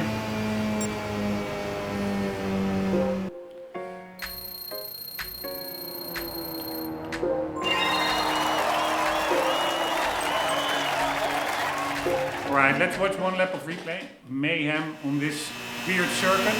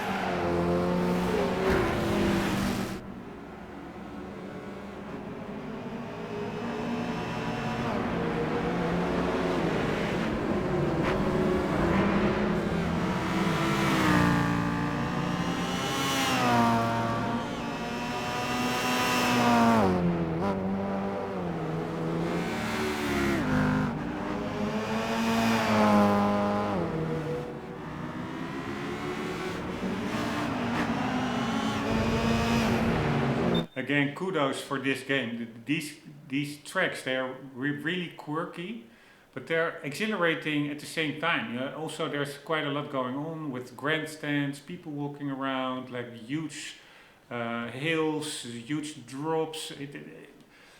It's just super fun. It's also not that wide. It's pretty narrow, so you can really go wide. There's really a risk of going wide. And compare that to all the boring circuits in GT7, which are like miles wide, just to facilitate that online racing element. You totally miss the acceleration in the single player of driving really a dangerous track, so to say. And this game has that in spades still, and that is totally lost in GT Sport and GT7, unfortunately. Also pretty cool winglets on the rear spoiler of the Supra, those little extensions. Nice level of detail.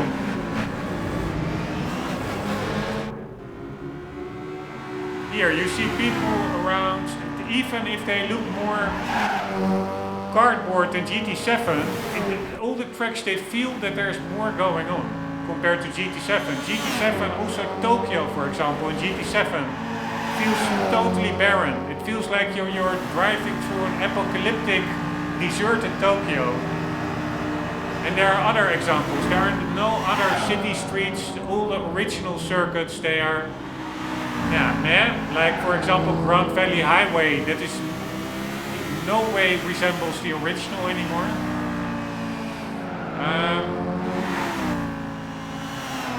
So yeah, track-wise, it's such a nicer experience in these older games. In that sense, tracks are, besides cars, of course, the main components of a racing game. Since GT Sport, track-wise, Gran Turismo lost its soul, lost its mojo, while it had track mojo in spades. Stronger. If I would be some kind of an FIA director, and I would need a real-life new track somewhere, I would call Polyphony Digital to design it. They design amazing original tracks, at least fun to drive, but thereby most probably also fun to watch. So for real life, They really have great track designers in-house, at least they used to have up to GT5.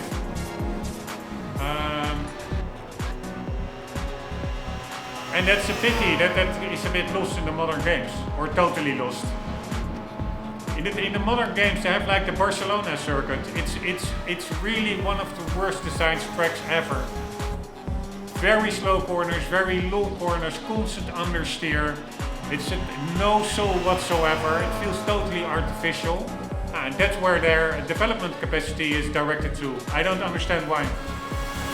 Yeah, maybe that's just me. It's of course easy to complain from the sidelines. Alright, we are going to go for the final race. Grand Valley Speedway. Yeah, I know this track pretty well, so that should at least help a bit. We have a quite competitive car. We have 5 laps, so if something goes wrong, we still have a bit of time. But hopefully nothing goes wrong, because at least I know the track much better than the previous one. So there's less chance of getting surprised by something.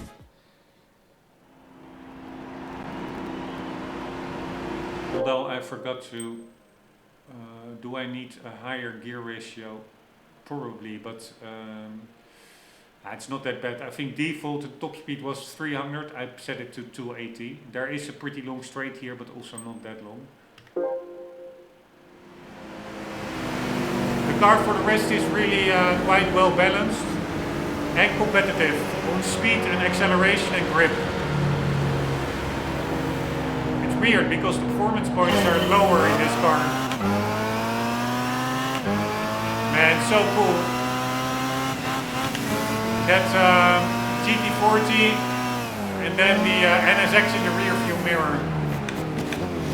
Alright, I'm taking it a little bit gentle.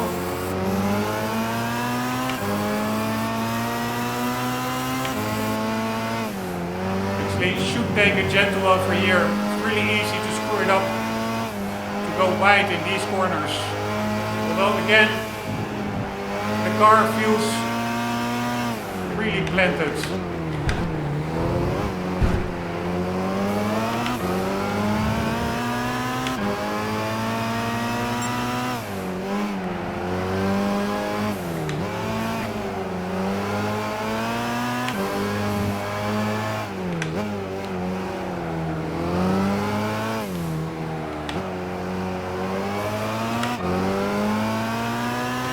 Alright, let's catch that Audi.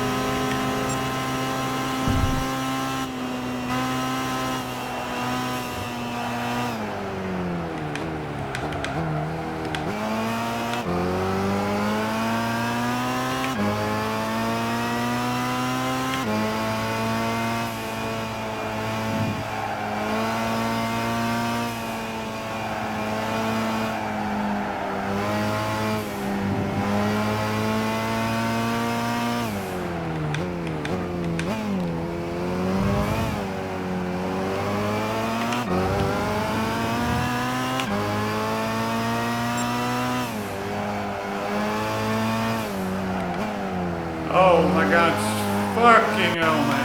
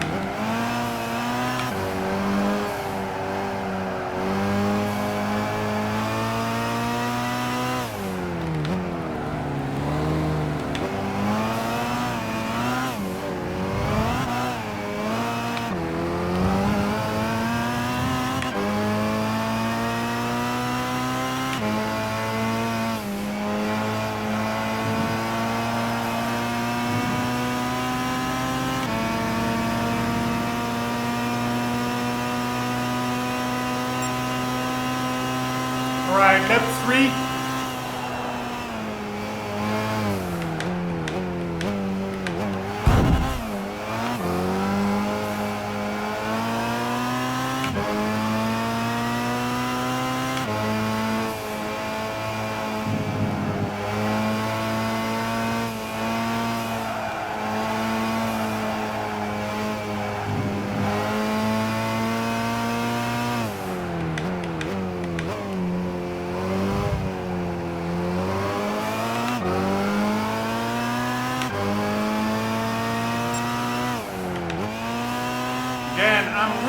I don't know why I'm over braking so much.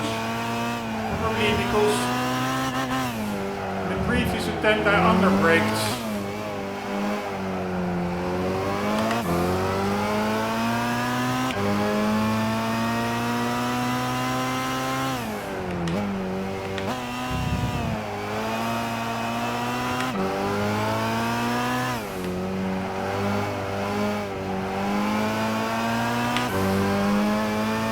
Can get on the power much earlier over there.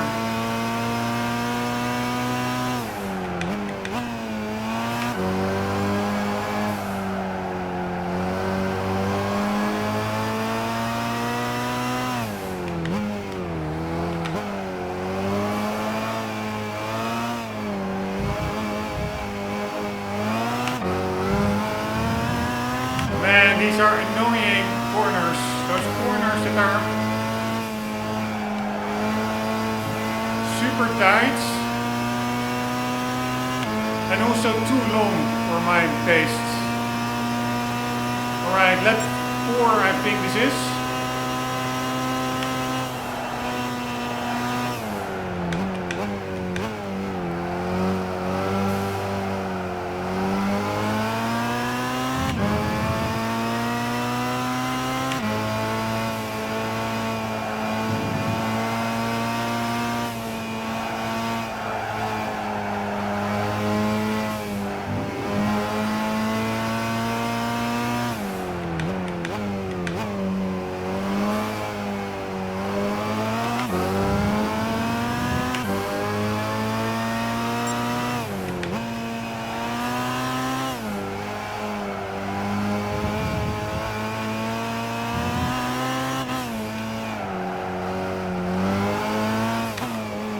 Man, I don't feel the flow here. Really screwing it up.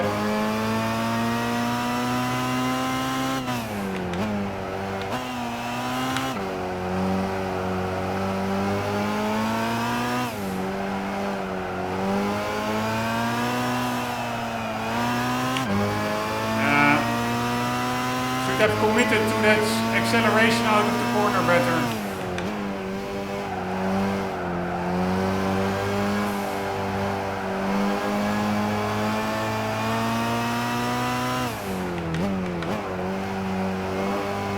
This corner, I really don't like this one.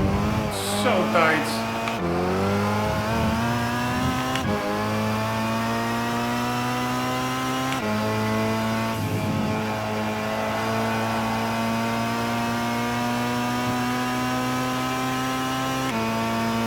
Alright, I think this may be the last lap, I don't know. That would then be officially the last lap of the career modes, although we still have a lot of events to do in the A-Spec. Somehow the game finds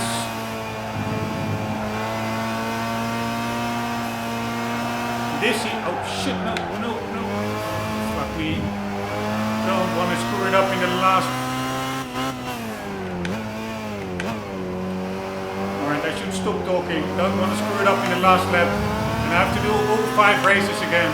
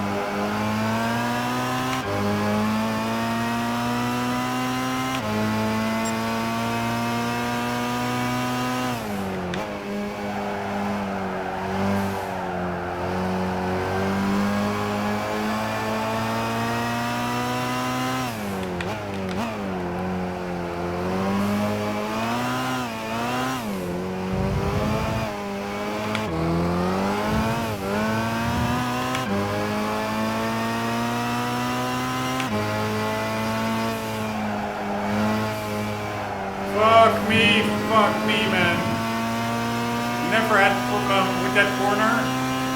Except now the last time that I have to take it. And the Ford GT was on my back because I screwed up that corner, but it was enough. So very nice. So basically, don't ask me why, this is just the 3rd out of 5 tiers in the A-Spec mode. This is the last event of that 3rd tier. I do think that the credits will now roll, that the game considers this the end of the career. I have no idea why, because there's so much more to do. But yeah, considering that it's the last one, again, super messy race. But let's just watch a bit of replay.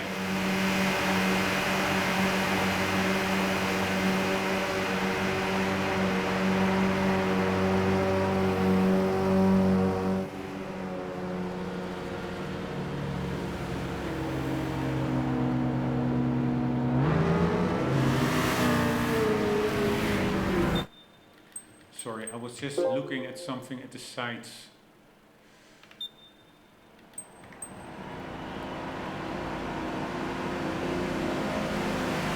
I was counting some signs. See if I can still do that.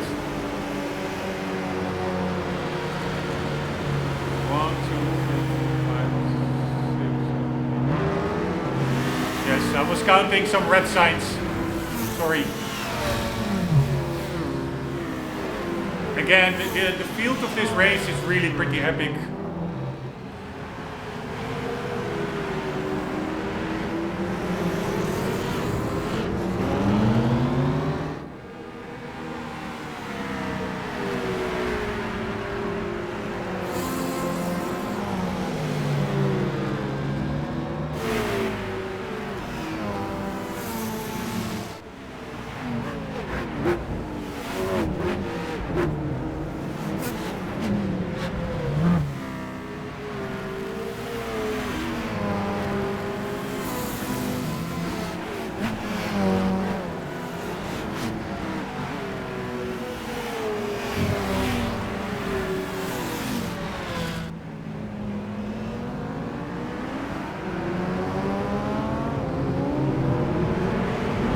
I don't think that the black Lexus is one of the DLC cars.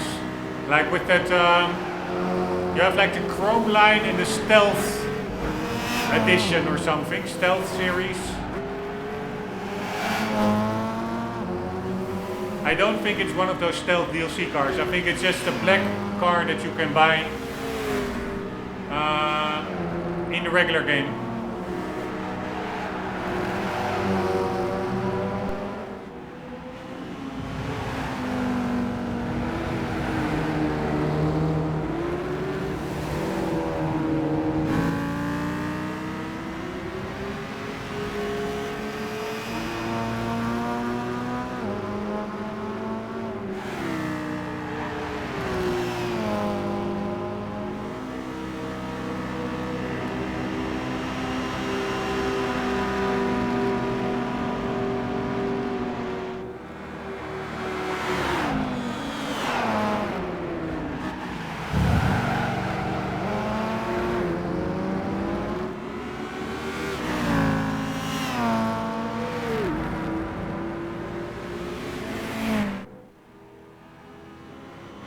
This is such a cool track, I have to say. This track has so much to offer. This is one of those original tracks that are more fun than 90% of the actual real-life tracks in the world. Not only in this game, but in the world. If you ask me. Of course, I don't know all the real-life tracks. But at least the ones that are common in racing games, this track has so much to offer compared to those.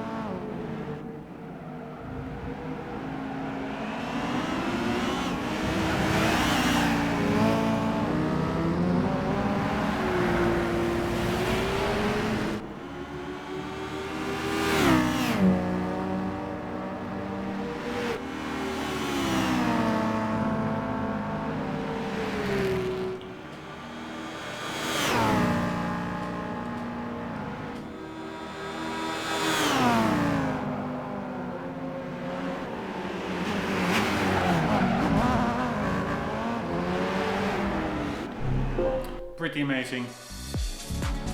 Although I almost screwed it up with that last corner. In the preceding 4 laps, I had no problem navigating that corner more or less okay.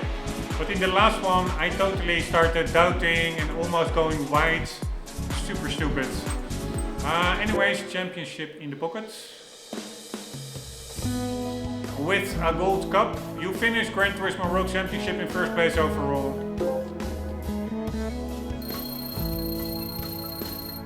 It's a really random award, 107,000 credits. Random number. Just make it 100,000, I would say.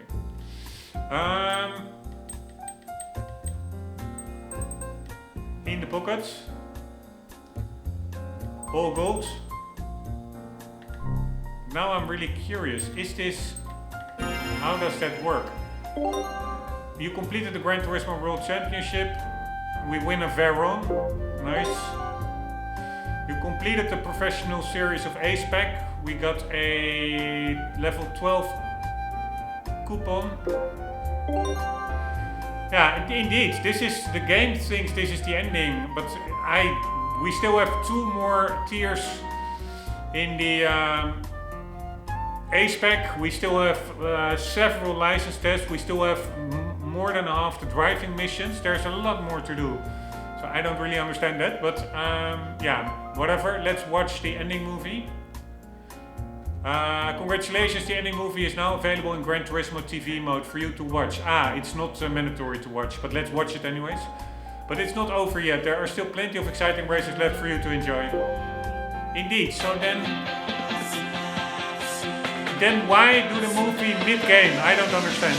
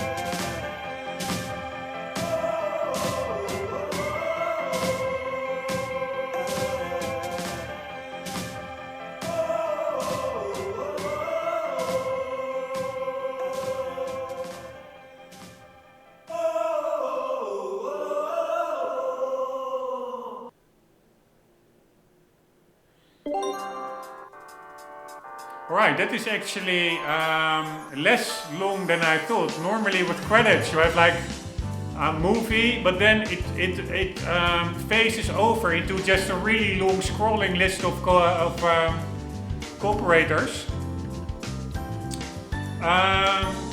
But yeah, I do understand why they put it in here, because it will have higher visibility than if you only show it at, let's say, 100% game completion, because there are a lot of people that will never get there. So I do understand that choice. Very cool movie, by the way, and I also saw that there were 3 guys on there that were the course makers.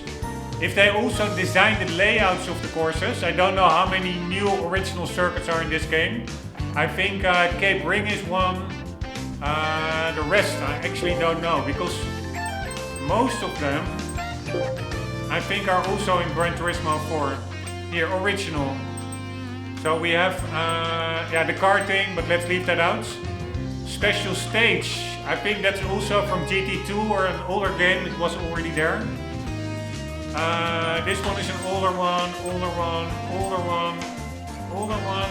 This one is a new one. Very nice track. This one is a new one. Autumn Ring. Older one. This is everything, but then in reverse.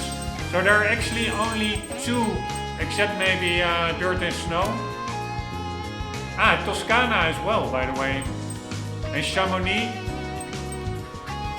And also that Long Eiger Noord one trail, which is an amazing track, by the way, this one as well.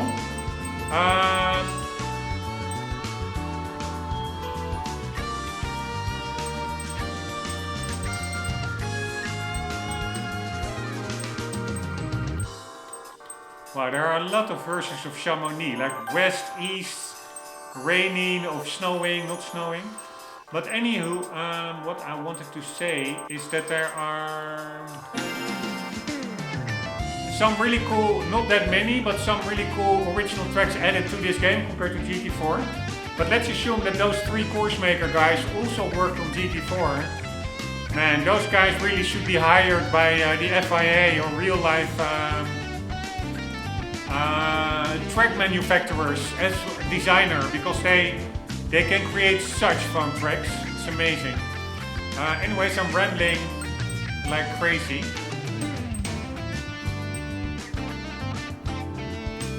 I think actually that was the opening movie, but I think over here, I'm not sure, but I think you can watch the credits in here as well or something.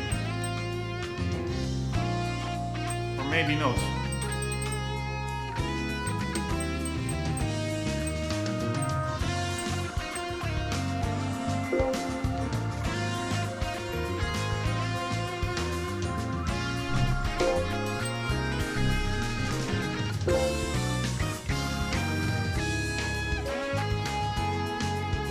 Normally they put that whole full list of credits also somewhere in the game.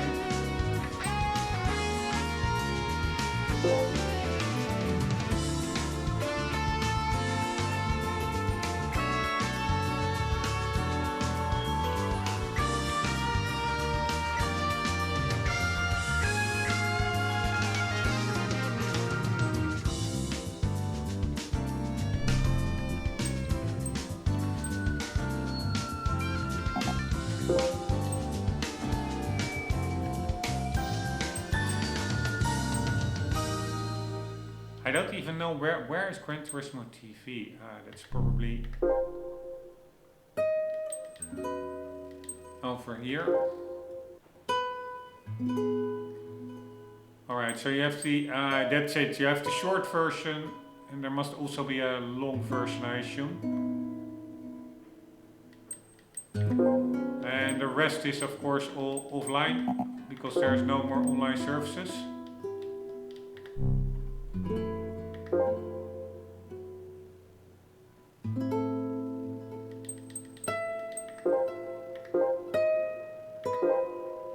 Here, check out these cool cars at the rear. Amazing.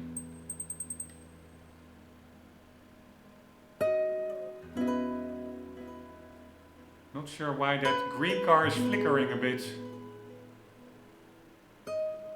Check out the detail in that engine bay.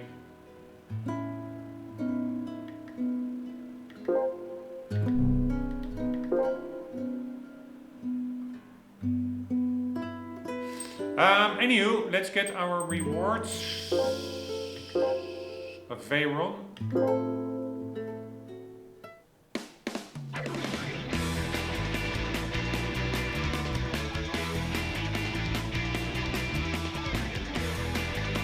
Pretty cool car, although I would never, if I would have the money, buy it. I don't really like the styling.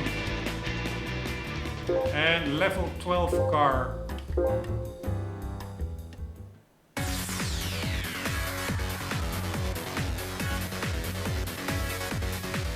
Right, that's that one-off Ferrari SP1, or not one-off, but limited edition at least. Don't really like it. I like the regular F430 better than this one actually. The mass-produced one looks better than the tailor-made one. Let's see if there are any cool cars here.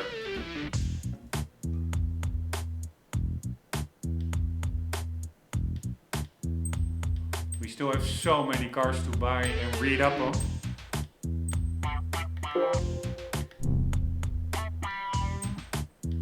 Maybe you cannot even do that all in one playthrough.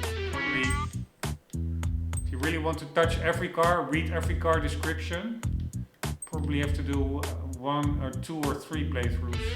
But maybe not, we will see. This one, pretty epic. Skyline N1. I think that N1 series is, yeah, it's white and it's lighter than the normal ones, I think. Yeah, we don't really need it now. Impreza rally car prototype. At the time, I really like this. What is this? This is not the blob eye, but the bug eye, I think. But currently, back in the day that was, but nowadays, if I could choose, I would really, I don't really like that styling. Although with the black inserts, it looks a bit better, I find. But otherwise, I would go for the blob eye, actually.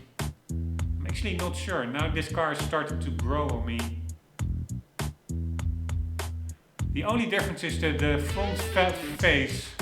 The rest is totally the same as the blob eye and even as the hawk eye coming after that. The rear 100% same. Alright, let's watch the front one more time. Yeah, I find it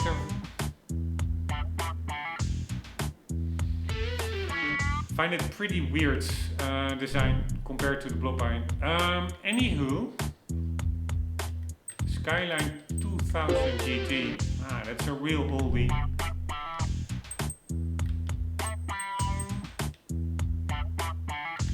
Alright, but nothing that special. What are we going to do in the next episodes? We just finished the Professional Series. Expert Series is coming up in the A-Spec. Tuning car, Schwarzwald League, mid-rear, historic, turbo, Gallardo. Not sure what this one is. Japanese, Gran Turismo, Polyphony Digital.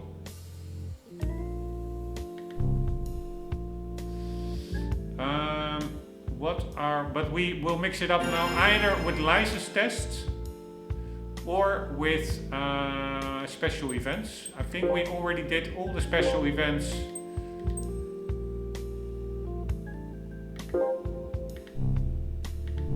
From karting, NASCAR and Top Gear. And Mercedes, not yet everything actually. We need one more level. We did do the first 3. We still have to do this one. So that one is on the table. And I think also once we reach a certain level, that there will be the Sebastian Vettel challenge. Or maybe that is Gran Turismo 6.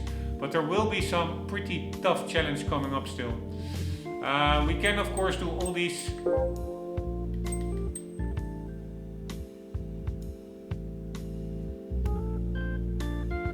rally events. I'm doubting. Do we do? We have at least three events still here, plus the expert tier, whatever it's called. Yes, expert of the Driving Academy AMG. And we have how many license tests?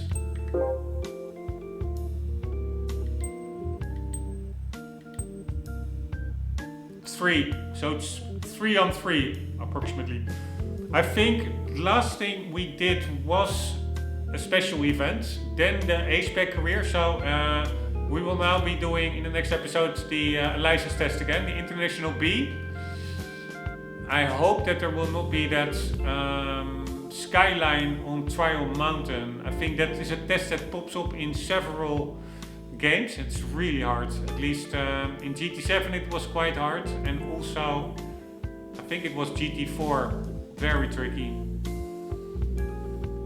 Do I see Trial Mountain here somewhere? No, but I do see a cone slalom challenge. That can also be incredibly hard. At least the one in Gran Turismo 4 was a major headache. But yeah, we will see in the next episodes doing the International B license test. After that we will be doing a special event. And then we will continue with the A-Spec career. Guys, hope you enjoyed this one. Hope to see you there. For the meantime, don't forget, always do keep on gaming. Later.